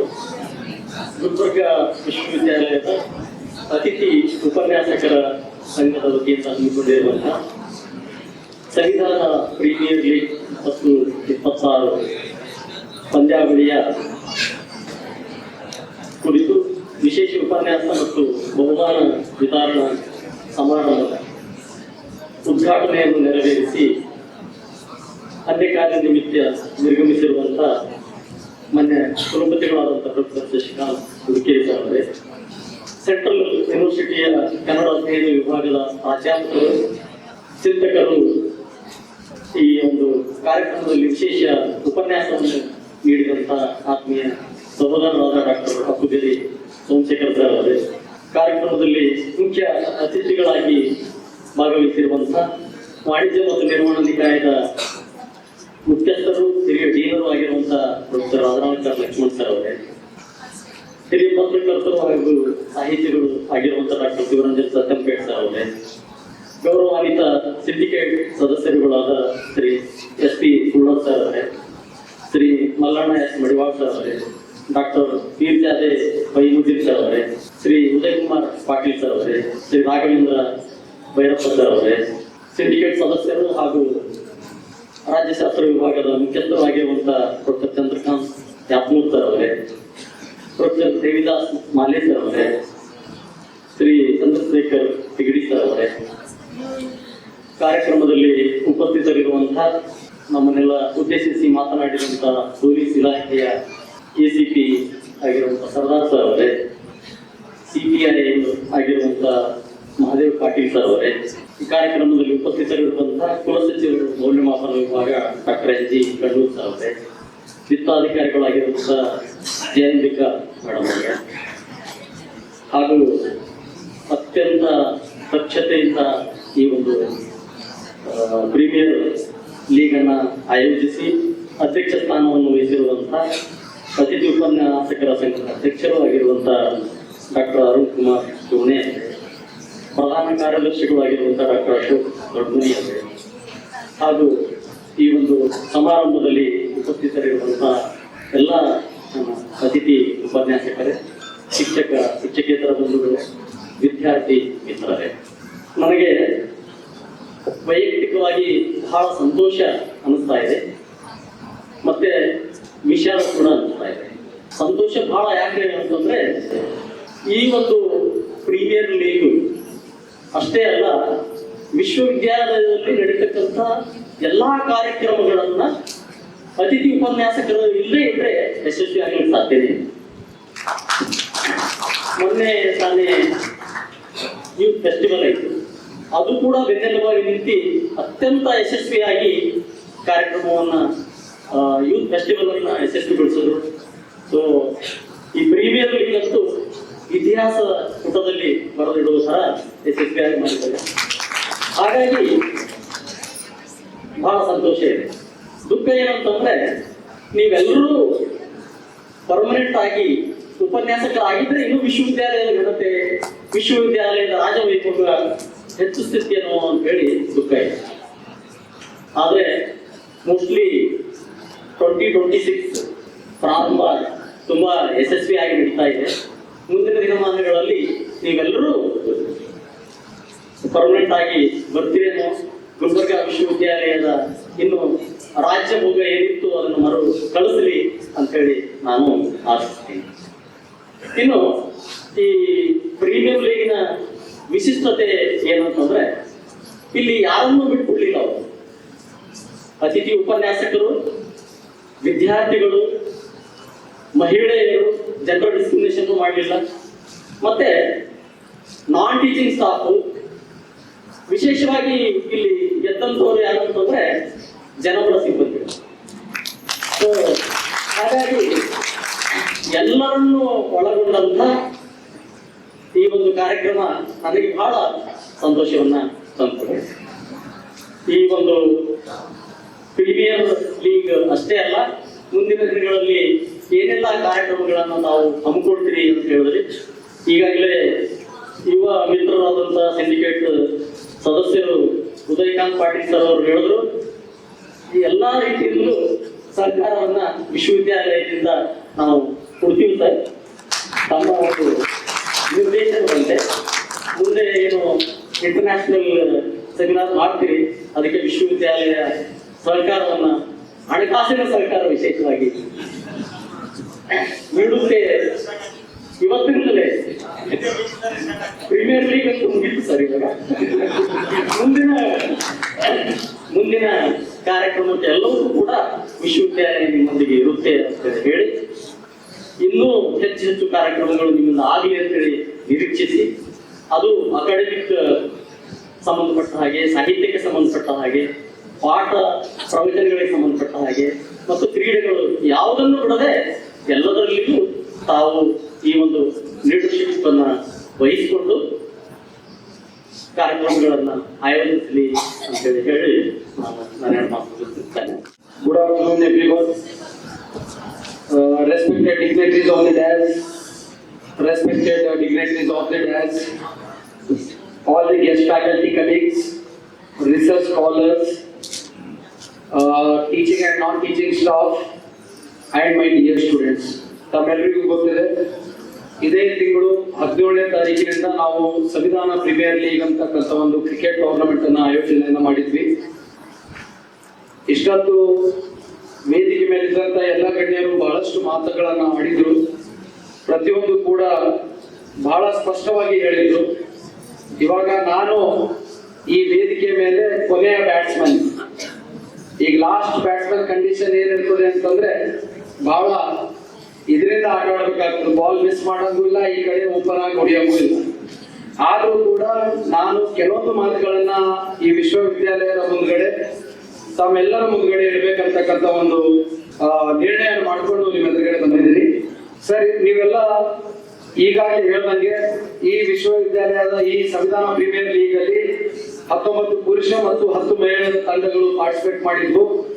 ಇದರಲ್ಲಿ ಟೋಟಲ್ ಗುಲ್ಬರ್ಗಾ ವಿಶ್ವವಿದ್ಯಾಲಯದಲ್ಲಿ ಸುಮಾರು 600 ರಿಂದ 700 ವಿದ್ಯಾರ್ಥಿಗಳ ಪ್ರವೇಶ ಇದಾವೆ, ಅಂದ್ರೆ ಅಡ್ಮಿಷನ್ ಇದಾವೆ. ಈ ಟೂರ್ನಮೆಂಟ್ ಅಲ್ಲಿ 500+ ವಿದ್ಯಾರ್ಥಿಗಳು ಪಾರ್ಟಿಸಿಪೇಟ್ ಮಾಡಿದ್ದಾರೆ. Irrespective of department, irrespective of gender, ಎಲ್ಲರೂ ಕೂಡ ಬಂದ್ಬಿಟ್ಟು ಮಾಡಿದ್ದಾರೆ. ವಿಶೇಷವಾಗಿ ಈ ಸಂದರ್ಭದಲ್ಲಿ ನಾನು ಮಹಿಳೆಯರಿಗೆ ಅಭಿನಂದನೆಗಳನ್ನ ಸಲ್ಲಿಸಕ್ಕೆ ಇಷ್ಟಪಡ್ತಾ ಇದ್ದೀನಿ. ಯಾಕೆ ಅಂತಂದ್ರೆ ಈ ಟೂರ್ನಮೆಂಟ್ ಅಲ್ಲಿ 10 ವಿಭಾಗದ ವಿದ್ಯಾರ್ಥಿನಿಯರು ಪಾರ್ಟಿಸಿಪೇಟ್ ಮಾಡಿದ್ರು. ಅದರಲ್ಲಿ ಸುಮಾರು 6 ರಿಂದ 7 ವಿದ್ಯಾರ್ಥಿನಿಯರು ಮೋರ್ ದೆನ್ ಹಾಫ್ ಸೆಂಚುರಿ ರನ್ಗಳನ್ನ ಬಾರಿಸಿದ್ದಾರೆ. ಅಪಾರ್ಟ್ ಫ್ರಮ್ ದಟ್, ಇವತ್ತು ಪುರುಷರು ಇದಕ್ಕೆ ಬಂದ್ರೆ ಅವರು ಕೂಡ ಅನೇಕ ಜನರು ಪುರುಷರು 50 more than 10 to 12 candidates of this particular campus have scored more than 70-80 runs in each and every match. So this is a great thing which we are having in front of you all people, sir. I really appreciate, because ಈ ನಮ್ಮ ವಿದ್ಯಾರ್ಥಿಗಳು ಈ ತರ performance ಮಾಡ್ತಾರೆ, ಇವ್ರ ಹತ್ರ ಈ ತರ ಪ್ರತಿಭೆ ಇದೆ ಅಂತಕ್ಕಂಥದ್ದು ಕೂಡ ನಮ್ಮ ಕಮಿಟಿಯವರಿಗೆ ಮತ್ತೆ ನಮ್ಗೆ ಅಲ್ಲೇ ನಾವು ಪ್ರಾಕ್ಟಿಕಲ್ ಆಗಿ ಅವ್ರ ಆಟಗಳನ್ನ ನೋಡಿದಾಗ.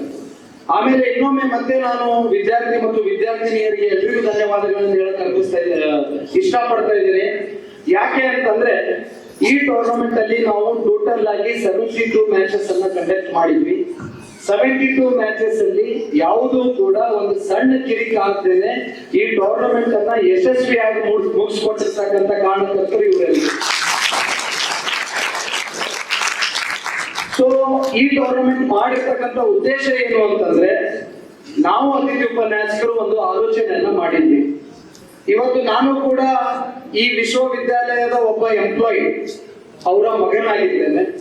ನನ್ನ ತಂದೆ ಕೂಡ ಈ ವಿಶ್ವವಿದ್ಯಾಲಯಕ್ಕೆ ಸುಮಾರು 30 ರಿಂದ 35 ವರ್ಷಗಳ ಕಾಲ ಕೆಲಸವನ್ನ ಮಾಡಿ ಈ ವಿಶ್ವವಿದ್ಯಾಲಯ ಕೊಟ್ಟಿರ್ತಕ್ಕಂಥ ಹಣದಿಂದ ನನ್ನನ್ನ ಶಾಲೆಯನ್ನ ಕಲಿಸಿ ನನ್ನ PhD ಯನ್ನ ಮುಗಿಸಿ ಇವತ್ತು ನಾನಿಲ್ಲಿ ಕೆಲಸ ಮಾಡ್ತಾ ಇದ್ದೀನಿ ಅಂತಂದ್ರೆ ಈ ವಿಶ್ವವಿದ್ಯಾಲಯದ ಋಣ ನನ್ನ ತಂದೆ, ನನ್ನ ಕುಟುಂಬ ಮತ್ತು ನನ್ನ ಮೇಲೆ ಇದೆ ಅಂತಕ್ಕಂಥದ್ದು ನನ್ನ ಮನಸ್ಸಲ್ಲಿ.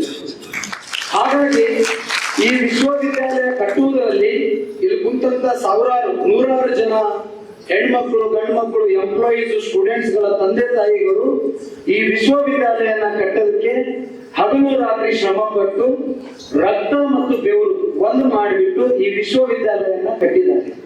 ಈ ವಿಶ್ವವಿದ್ಯಾಲಯದ ಬಗ್ಗೆ ಅನೇಕ ಜನರು ತಪ್ಪು ಕಲ್ಪನೆಗಳನ್ನ ಕೆಟ್ಟ ಒಂದು ಇದರಲ್ಲಿ ಇದನ್ನ ಪ್ರತಿ ಬಾರಿ ದಿನ ಪೇಪರ್ಗಳಲ್ಲಿ ಹಾಕುವಂಥದ್ದು, ಈ ವಿಶ್ವವಿದ್ಯಾಲಯನ ಇನ್ಸಲ್ಟ್ ಮಾಡುವಂಥದ್ದು, ವಿಶ್ವವಿದ್ಯಾಲಯದ ಆಡಳಿತಾತ್ಮಕ ಇದನ್ನ ಪ್ರಶ್ನೆ ಮಾಡುವಂತ ಕೆಲಸಗಳನ್ನ ಮಾಡ್ತಾರೆ.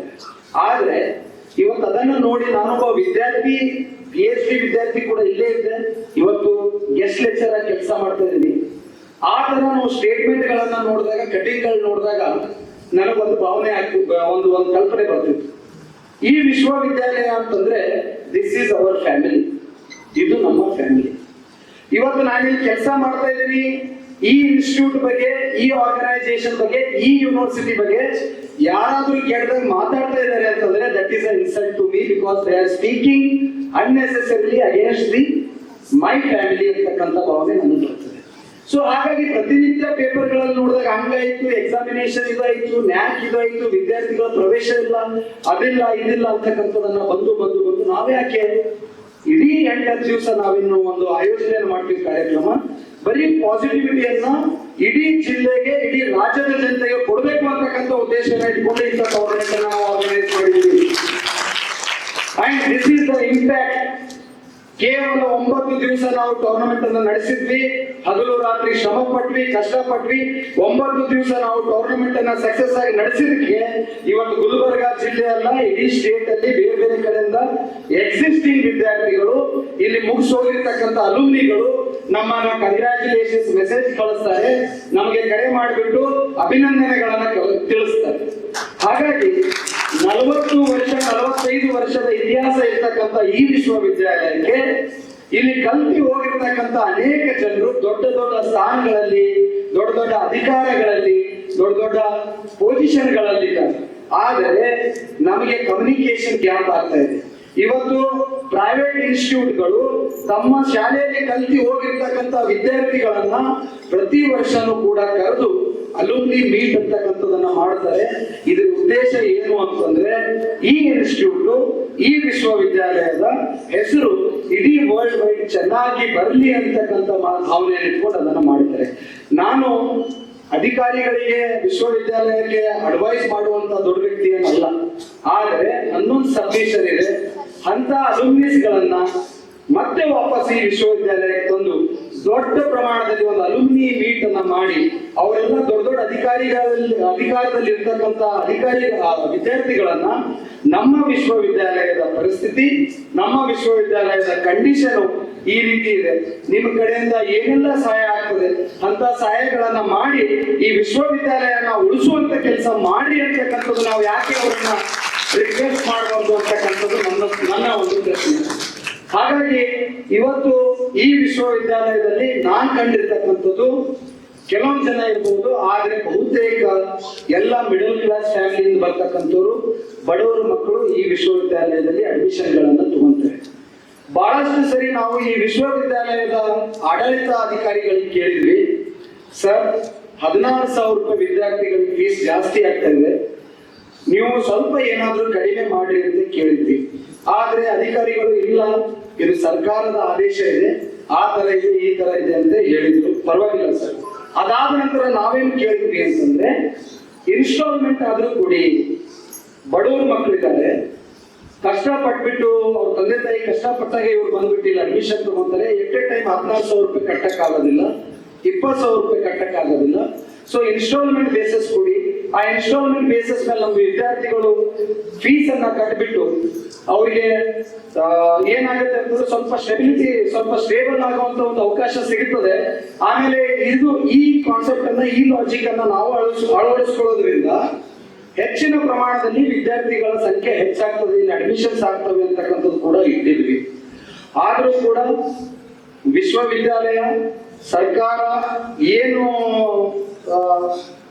ಕಮ್ಯುನಿಕೇಶನ್ ಗ್ಯಾಪ್ ಇದೆ ಗೊತ್ತಿಲ್ಲ, ಆದ್ರೆ ಸಾಧ್ಯ ಆಗ್ತಾ ಇಲ್ಲ. ಅದೊಂದು ತಾವು ನಮ್ದೊಂದು ಸಬ್ಮಿಷನ್ ಇದೆ ಸರ್, ವಿದ್ಯಾರ್ಥಿಗಳ ಪರವಾಗಿ, ಎಲ್ಲರ ಪರವಾಗಿ ಈ ಫೀಸ್ ಫ್ಲೆಕ್ಸಿಬಿಲಿಟಿ ಅಂತಕ್ಕಂಥದ್ದು ಮಾಡಿದ್ರಿ ಅಂತಂದ್ರೆ, ಕಟ್ಟೋದಿಲ್ಲ ಅಂತ ವಿದ್ಯಾರ್ಥಿಗಳು ಹೇಳ್ತಾ ಇಲ್ಲ, ಕಟ್ತೀವಿ, ಆದ್ರೆ ಸ್ವಲ್ಪ ಫ್ಲೆಕ್ಸಿಬಿಲಿಟಿಯನ್ನ ಕೊಡಿ ಅಂತಕ್ಕಂಥದ್ದು ಕೇಳ್ತಾ ಇದ್ದಾರೆ. ಅದೊಂದು ಈ ವೇದಿಕೆ ಮುಖಾಂತರ ಸಬ್ಮಿಷನ್ ಅನ್ನ ಮಾಡುತ್ತೇನೆ. ನಮ್ಮ ಸ್ನೇಹಿತರು ಈಗಾಗಲೇ ಹೇಳಿದ್ರು, ಬರ್ತಕ್ಕಂಥ ದಿನಗಳಲ್ಲಿ ನಾವು ಒಳ್ಳೊಳ್ಳೆ ಕಾರ್ಯಕ್ರಮಗಳನ್ನ, ಕೆಲಸಗಳನ್ನ ಮಾಡ್ತಾ ಇದ್ವಿ, ಮಾಡುವಂತ ಒಂದು ವಿಚಾರವನ್ನ ಮಾಡ್ತಾ ಇದ್ವಿ ಅಂತ.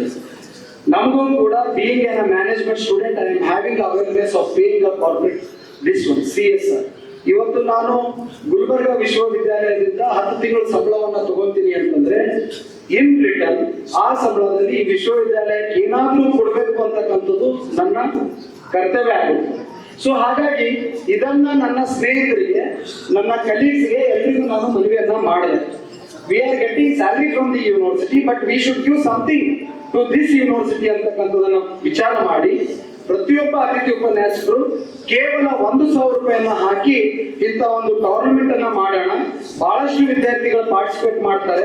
ಮಾಡಿದ ತಕ್ಷಣ ನಮ್ದು ಒಂದು ಒಳ್ಳೆ ಕೋಆರ್ಡಿನೇಷನ್ ಆಗುತ್ತೆ. ಏನು ವಿದ್ಯಾರ್ಥಿಗಳು ಮತ್ತೆ ರಿಸರ್ಚ್ ಸ್ಕಾಲರ್ ಅಲ್ಲಿ ಇರ್ತಕ್ಕಂಥ ಗ್ಯಾಪ್ ಇದೆ, ಅದು ಫಿಲ್ ಆಗ್ತದೆ. ರಿಸರ್ಚ್ ಸ್ಕಾಲರ್ಸ್, ವಿದ್ಯಾರ್ಥಿಗಳು ಮತ್ತೆ ಸಿಂಡಿಕೇಟ್ ಸದಸ್ಯರು, ಅಕಾಡೆಮಿಕ್ ಕೌನ್ಸಿಲ್ ಮೆಂಬರ್ಸ್ ಮತ್ತೆ ಹೈಯರ್ ಆಫೀಸರ್ಸ್, ಮುಖ್ಯವಾಗಿ ಪ್ರೊಫೆಸರ್ ನಡುವೆ ಇರ್ತಕ್ಕಂಥ ಒಂದು ಡಿಸ್ಟೆನ್ಸ್ ಅನ್ನ ಕ್ಲಿಯರ್ ಆಗ್ತದೆ. ನಾವು ಒಳ್ಳೆ ರೀತಿಯಿಂದ ಎಲ್ಲರೂ ಕೂಡ ಒಗ್ಗಟ್ಟಾಗಿ ಕೆಲಸ ಮಾಡಿದ್ವಿ ಅಂತಂದ್ರೆ ಒಂದು ಒಳ್ಳೆ ನಿರ್ಧಾರಕ್ಕೆ, ಒಂದು ಒಳ್ಳೆ ಡಿಸಿಷನ್ ತಗೊಳ್ಳುವಂತ ಒಂದು ಕೆಲಸನ ಆಗ್ತದೆ ಅಂತಕ್ಕಂಥ ಮನೋಭಾವನೆಯನ್ನು ಇಟ್ಕೊಂಡು ಇವರೆಲ್ಲರಿಗೂ ಅಪ್ರೋಚ್ ಮಾಡಿದ್ರೆ ಬಹಳಷ್ಟು ಚಾಲೆಂಜಸ್ ಇತ್ತು ಸರ್. ಬೆಳಗ್ಗೆ ನಾನೆಲ್ಲ, ನನ್ನ ಜೊತೆಲಿ ಇರ್ತಕ್ಕಂಥ ಎಲ್ಲ ನನ್ನ ಸ್ನೇಹಿತರು ಬೆಳಗ್ಗೆ 6 ಗಂಟೆಗೆ ನಾವು ಗ್ರೌಂಡ್ ಬಂದ್ರೆ, ರಾತ್ರಿ ಮತ್ತೆ ಪಿಚ್ಚಿಗೆ ನೀರು ಹೊಡ್ಬಿಟ್ಟು ರಾತ್ರಿ 10:30-11 ಗಂಟೆಗೆ ನಾವು ಹೋಗಿದ್ದೀವಿ. ಈ ನನಗೊಬ್ರು ಹೇಳಿದ್ರು, ನನ್ನ ಸ್ನೇಹಿತರು ಹೇಳಿದ್ರು, ಸರ್ ಈ ಕೆಲಸ ನೀನು ನಿಮ್ ಹೊಲದಾಗ ಮಾಡಿದಿ ಅಂತಂದ್ರೆ ಕಬ್ಬಾದ್ರೂ ಚೆನ್ನಾಗಿ ಬೆಳಿತಿದ್ದೆ ಅಂತ. ನಾನಂದೆ ಲೆಟ್ ಇಟ್ ಬಿ, ಇದನ್ನು ಕೂಡ ನನ್ನ ಹೊಲನೇ ಅಂತ ಬಿಟ್ಟು ನಾನು ಕೆಲಸ ಮಾಡ್ತೀನಿ, ಇದನ್ನ ನೀರು ಓದ್ತಾ ಇದ್ದೀನಿ. ಇದು ನಮ್ಮ ವಿದ್ಯಾರ್ಥಿಗಳಿಗೆ ಒಂದು ಪ್ರೇರಣೆ ಕೊಡ್ತಕ್ಕಂಥ ಒಂದು ಕೆಲಸನ ಮಾಡ್ತದೆ ಅಂತೇಳಿ ನನಗೆ ಒಂದು ಡೀಪ್ ಆದಂತ ಒಂದು ಸೆನ್ಸ್ ಇದೆ. ಏನಿದೆ ಅಂತಂದ್ರೆ, if I walk alone I can walk fast. I repeat, if I walk alone I can walk fast. If I walk together I can walk far ಅಂತಕ್ಕಂಥದ್ದಿದೆ. ನಾನು ಎಲ್ಲರ ಜೊತೆ ನಡೆದೆ ಅಂತಂದ್ರೆ ಬಹಳ ದೂರವರೆಗೂ ಹೋಗ್ತೀನಿ, ನಾನು ಒಬ್ಬನೇ ನಡೆದೆ ಅಂತಂದ್ರೆ ಬರೀ ಸ್ಪೀಡ್ ಆಗಿ ಹೋಗ್ತೀನಿ ಅಂತಕ್ಕಂಥ ಮಾತನ್ನ ಈ ಸಂದರ್ಭದಲ್ಲಿ ಹೇಳ್ತಾ, ಬಹಳಷ್ಟು ಜನ ವಿಶೇಷವಾಗಿ ವಿದ್ಯಾರ್ಥಿಗಳಿಗೆ ಮತ್ತು ನಾನ್ ಟೀಚಿಂಗ್ ಸ್ಟಾಫ್, ಆಮೇಲೆ ಮ್ಯಾನ್ ಪವರ್ ಅಲ್ಲಿ ಇರ್ತಕ್ಕಂಥ ಎಲ್ಲಾ ವಿದ್ಯಾರ್ಥಿಗಳಿಗೆ ಈ ಟೂರ್ನಮೆಂಟ್ ಇಷ್ಟೊಂದು ಯಶಸ್ವಿಯಾಗಿ ಮಾಡ್ಕೊಡ್ತೀರಿ ಅಂತ ನಾನು ಕನ್ಸ್ಪನ್ಸಲ್ಲಿ ಅನ್ಕೊಂಡಿರ್ಲಿಲ್ಲ. ನಾವೆಲ್ಲ ಮ್ಯಾನೇಜ್ಮೆಂಟ್ ಮಾಡ್ಬೇಕಾದಾಗ ಅಚ್ಚುಕಟ್ಟಾಗಿ ಮಾಡಿದೀವಿ. ಆದ್ರೂ ಕೂಡ ನಮ್ಮ ಮ್ಯಾನೇಜ್ಮೆಂಟ್ ವತಿಯಿಂದ ಅಥವಾ ನಮ್ಮ ಕಮಿಟಿ ವತಿಯಿಂದ ಅಥವಾ ವಿಶ್ವವಿದ್ಯಾಲಯದ ವತಿಯಿಂದ ಏನಾದ್ರೂ ಕುಂದುಕೊರತೆಗಳು ಆದ್ರೆ ದಯವಿಟ್ಟು ತಾವೆಲ್ಲರೂ ಕೂಡ ನಮ್ಮನ್ನ ಕ್ಷಮಿಸಿ ಮತ್ತೊಮ್ಮೆ ನಮ್ಮನ್ನ ಈ ತರ ಮಾಡುವಂತ ಒಂದು ಈವೆಂಟ್ಸ್ ಮಾಡುವಂತಕ್ಕೆ ತಮ್ಮೆಲ್ಲರ ಸಹಕಾರ, ತಮ್ಮೆಲ್ಲರ ಸಪೋರ್ಟ್ ಸಿಗ್ಲಿ ಅಂತಕ್ಕಂತ ಒಂದು ರಿಕ್ವೆಸ್ಟ್ ಅನ್ನ ಮಾಡಿ ಇವತ್ತು ಬಹಳ ಶಾರ್ಟ್ ಪೀರಿಯಡ್ ಅಲ್ಲಿ ನಾವು ಇದನ್ನೆಲ್ಲ ಅರೇಂಜ್ ಮಾಡಿದ್ವಿ. ಇಂಟೆನ್ಷನ್ ನಾವು ಬೇರೆಯವರಿಗೆಲ್ಲ ಇನ್ಸಲ್ಟ್ ಮಾಡಬೇಕು, ಬೇರೆಯವರಿಗೆಲ್ಲ ಈ ತರ ಮಾಡ್ಬೇಕು ಅಂತಕ್ಕಂಥದ್ದಿಲ್ಲ. ನಮ್ಮ ಹತ್ರ ಒಂದೇ ಒಂದಿದೆ, ನಾವೆಲ್ಲರೂ ಒಂದೇ ಫ್ಯಾಮಿಲಿ ಬಿಲಾಂಗ್ ಆಗ್ತೀವಿ. ಈ ವಿಶ್ವವಿದ್ಯಾಲಯ ಚೆನ್ನಾಗಿದ್ರೆ ನಾವೆಲ್ಲರೂ ಕೂಡ ಚೆನ್ನಾಗಿರ್ತೀವಿ, ವಿದ್ಯಾರ್ಥಿಗಳು ಚೆನ್ನಾಗಿರ್ತಾರೆ, ಅತಿಥಿ ಉಪನ್ಯಾಸಕರು ಚೆನ್ನಾಗಿರ್ತಾರೆ, ಅಧಿಕಾರಿಗಳು ಕೂಡ ಚೆನ್ನಾಗಿರ್ತಾರೆ. ಹಾಗಾಗಿ ಎಲ್ರಿಗೂ ಕೂಡ ಒಂದು ಪ್ಲಾಟ್ಫಾರ್ಮ್ ಅಲ್ಲಿ ತರಬೇಕು ಅಂತಕ್ಕಂಥ ಒಂದು ಉದ್ದೇಶ ಇಟ್ಕೊಂಡು ಪ್ರತಿಯೊಂದು ಸಿಂಡಿಕೇಟ್ ಮೆಂಬರಿಗೆ ಆಹ್ವಾನಿಸಿದ್ವಿ, ಅಕಾಡೆಮಿಕ್ ಕೌನ್ಸಿಲ್ ಮೆಂಬರಿಗೆ ಕರೆದಿದ್ವಿ, ಮತ್ತೆ ನಮ್ಮ ಅಧಿಕಾರಿಗಳಿಗೆ ಕೂಡ ನಾವು ಕರೆದಿದ್ದೀವಿ. ಸರ್ ಸಿಕ್ಕಾಪಟ್ಟೆ ಬಿಸಿ ಇದ್ರು ಕೂಡ ಇಲ್ಲ ಸರ್, ಯಾಕೆ ಅಂತಂದ್ರೆ ಸರ್ ಒಂದು ಸ್ಮಾಲ್ ಎಕ್ಸ್ಪೆರಿಮೆಂಟ್ ಅನ್ನ ಮಾಡಿದೆ. ಏನಂತಂದ್ರೆ ಪ್ರತಿಯೊಂದು ಮ್ಯಾಚ್ಗೂ ಕೂಡ ಪೊಲೀಸ್ ಇಲಾಖೆಯಿಂದ ನಮ್ಮ ಅಧಿಕಾರಿಗಳು ನನಗೆ ಬೇಕಾದಂತವ್ರು, ನಮ್ಮ ಉದಯ್ ಪಾಟೀಲ್ ಸರ್ ಬೇಕಾದಂತವ್ರು, ಅಶೋಕ್ ಅವ್ರು ಬೇಕಾದಂತವ್ರಿಗೆ ನಾವು ಕರೆಸ್ಬಿಟ್ಟು ಟಾಸ್ ಅನ್ನ ಮಾಡ್ತಿದ್ವಿ. Intention of doing this is uniform ಹಾಕೊಂಡು ಬಂದು ನಮ್ಮ ಮಧ್ಯದಲ್ಲಿ ನಿಂತರು ಅಂತಂದ್ರೆ ಇಲ್ಲಿ ಇರ್ತಕ್ಕಂಥ ಅನೇಕ ಜನ ವಿದ್ಯಾರ್ಥಿಗಳಿಗೆ ಇನ್ಸ್ಪಿರೇಷನ್ ಆಗ್ತದೆ. ನಾನು ಕೂಡ ಆ ತರ ಯೂನಿಫಾರ್ಮ್ ಹಾಕೊಳ್ಬೇಕು, ನಾನು ಕೂಡ ಈ ತರ ಅಧಿಕಾರಿಯಾಗಿ ಬರಬೇಕು ಅಂತಕ್ಕಂಥ ಇಂಟೆನ್ಷನ್ ಇಟ್ಕೊಂಡು ಯಾವುದೇ ಪಾಲಿಟಿಷಿಯನ್ಸ್ಗೆ ಕರೀಲಾರದೇ ಅಧಿಕಾರಿಗಳನ್ನ ಕರೆದು ಬಿಟ್ಟು ಅವ್ರ ಎದುರುಗಡೆ ನಿಲ್ಲಿಸುವಂತ ಒಂದು ಪ್ರಾಮಾಣಿಕ ಪ್ರಯತ್ನ ನಾವು ಮಾಡಿದ್ದೀವಿ ಸರ್. ಇದೇ ರೀತಿ ನಿಮ್ಮ ಸಹಕಾರ ಇರಲಿ. ಮುಂದೆ ಬರ್ತಕ್ಕಂಥ ದಿನಗಳಲ್ಲಿ ಅಕಾಡೆಮಿಕ್ ಆಗಿರ್ಬೋದು, ಎಕ್ಸಾಮಿನೇಷನ್ ಆಗಿರ್ಬೋದು, ನಾನೆಲ್ಲ ನನ್ನ ಕಮಿಟಿ ಎಲ್ಲ ನಮ್ಮಲ್ಲಿ ಇರ್ತಕ್ಕಂಥ ಎಲ್ಲಾ ಜನರು ಮತ್ತೆ ಈ ವಿಶ್ವವಿದ್ಯಾಲಯ ಓದ್ತಕ್ಕಂಥ ಎಲ್ಲಾ ವಿದ್ಯಾರ್ಥಿಗಳು, ನನ್ನಂತ ನೂರಾರು ವಿದ್ಯಾರ್ಥಿಗಳು ನಮ್ಮ ಪ್ರಾಣವನ್ನಾದ್ರೂ ಕೊಟ್ಟಾದ್ರೂ ಈ ವಿಶ್ವವಿದ್ಯಾಲಯನ ಉಳಿಸುವಂತ ಕೆಲಸ ಮಾಡ್ತೀವಿ ಅಂತಕ್ಕಂಥ ಮಾತನ್ನ ಈ ಸಂದರ್ಭದಲ್ಲಿ ಹೇಳಿ ನನ್ನ 4 ಮಾತುಗಳನ್ನು ಮುಗಿಸ್ತೀನಿ. ಈಗಾಗಲೇ ಬಹಳ ಸಮಯ ಆಗಿದೆ. ಈಗ ಟ್ರೋಫಿ ವಿತರಣೆಯನ್ನು ಮಾಡೋಣ. ಮಾಡಿದ ನಂತರ ತಾವೆಲ್ಲರೂ ಕೂಡ ಊಟವನ್ನು ಮಾಡಿ ಹೋಗ್ಬೇಕಾಗಿ ವಿನಂತಿಸುತ್ತೇನೆ.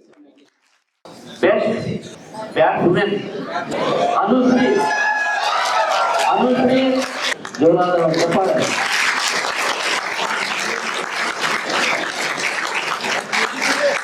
Best bowler women. Best bowler women. Bharatamma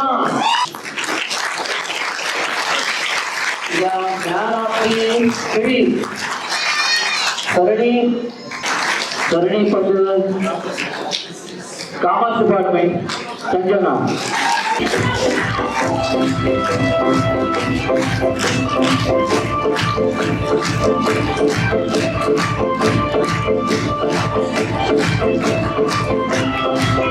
ಈಗ ಪುರುಷರ ವಿಭಾಗದಲ್ಲಿ ಅಧಿಕ ಉಪನ್ಯಾಸಕರ ಅಧ್ಯಕ್ಷ ಮತ್ತು 307 ರನ್ಗಳನ್ನು ಮಾಡಿಸಿದ್ದಾರೆ. 190 ನಾಟ್ಔಟ್, 173, 157, 141, 137. ಬೆಸ್ಟ್ ಬ್ಯಾಟ್ಸ್ಮನ್ ಇವರು ಇಂಡಿಯನ್ ಕ್ರಿಕೆಟ್ಗೆ ಸೆಲೆಕ್ಟ್ ಆಗಲಿ ಅಂತ ನಾವೆಲ್ಲ ಹಾರೈಸೋಣ.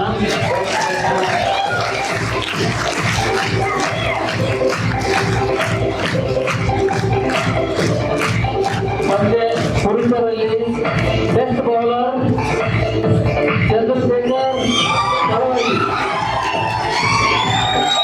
ಐಪಿಎಲ್ಗೆ ಸೆಲೆಕ್ಟ್ ಆಗಿ ಚಂದ್ರಮತ ಹಾರೈಸೋಣ.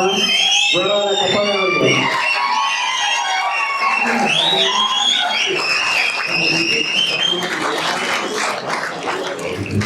ಈಗ ಮ್ಯಾನ್ ಆಫ್ ದಿ ಸೀರೀಸ್ ಪುರುಷ ವಿಭಾಗದಲ್ಲಿ ಹೋಗ್ತಾ ಇದೆ. Man of the series first ಶ್ರೇಷ್ಠ ಸರಣಿ ಶ್ರೇಷ್ಠ ಪುರುಷ ವಿಭಾಗದಲ್ಲಿ ಲಕ್ಷ್ಮಣ್ ಈಗ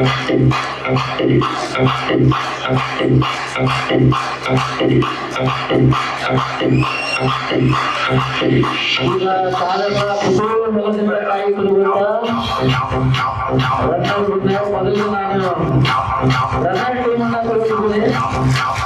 ಮಳವಳ್ಳಿಯವರ ರನ್ನರ್ ಎರಡನೆಯ ಬಹುಮಾನ ಪ್ರಶಸ್ತಿಯನ್ನು ಪಡೆದಿದ್ದಾರೆ. ಕಾಮರ್ಸ್ ಡಿಪಾರ್ಟ್ಮೆಂಟ್ ರನ್ನರ್ ವುಮೆನ್ ವಿದ್ಯಾರ್ಥಿಗಳಿಗೆ ಶುರುವಾಗಿದೆ.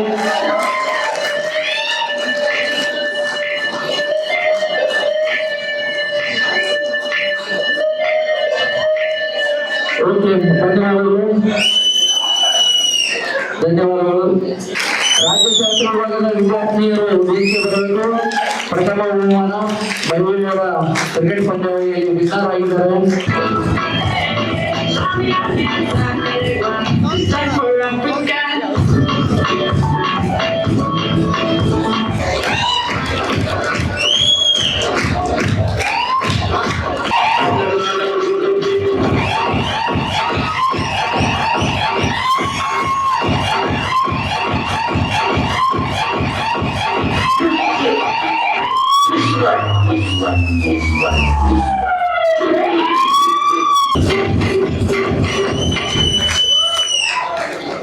ಈಗ ಪುರುಷರ runner up team research scholar ಸಂಶೋಧನಾ ವಿದ್ಯಾರ್ಥಿಗಳು ಗುಲ್ಬರ್ಗ ವಿಶ್ವವಿದ್ಯಾಲಯದ ಸಂಶೋಧನಾ ವಿದ್ಯಾರ್ಥಿಗಳು ₹1,50,000 ಜೊತೆಗೆ ಟ್ರೋಫಿ. ಈ ಟ್ರೋಫಿಯನ್ನ ಡಾಕ್ಟರ್ ಜಗನ್ನಾಥ್ ಪಟ್ನಾಕರ್ ಅವರು ದಯವಿಟ್ಟು ವೇದಿಕೆ ಬರಬೇಕು. ಅವರ ತಂದೆಯ ಸ್ಮರಣಾರ್ಥವಾಗಿ ಈ ಟ್ರೋಫಿಯನ್ನ ಡೊನೇಟ್ ಮಾಡಿದ್ದಾರೆ. ಅವರಿಗೆ ಗುಲ್ಬರ್ಗ ವಿಶ್ವವಿದ್ಯಾಲಯದ ಅತಿಥಿ ಉಪನ್ಯಾಸಕರ ಸಂಘದ ವತಿಯಿಂದ ಧನ್ಯವಾದಗಳು. ಅವರಿಗೆ ಅತಿಥಿಗಳ ಟ್ರೋಫಿ ನೀಡಬೇಕು. ಜೊತೆಗೆ ₹5,555 ನಗರ ಬಹುಮಾನ ಪಡೆದುಕೊಂಡಿದ್ದಾರೆ.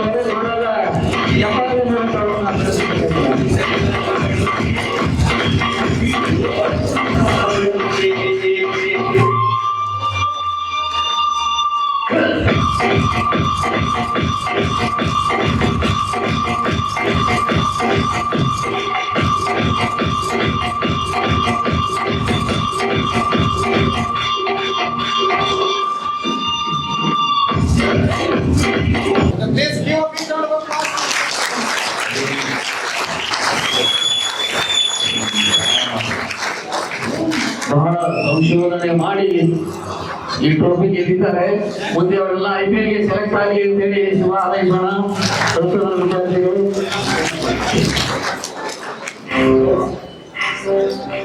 ಈಗ winner man power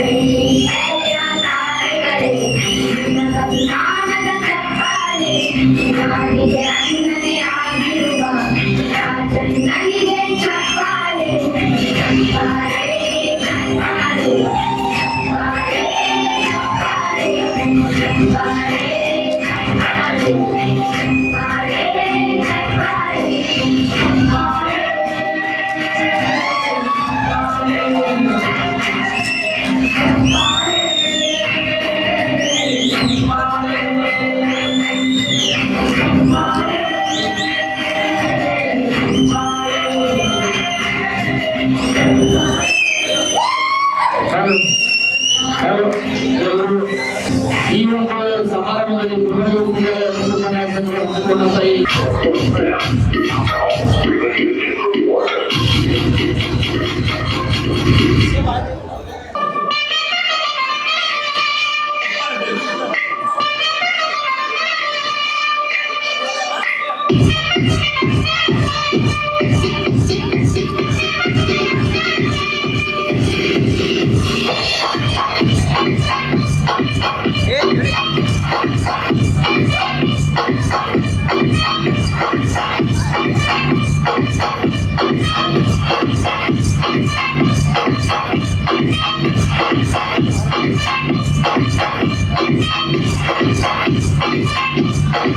Thank you.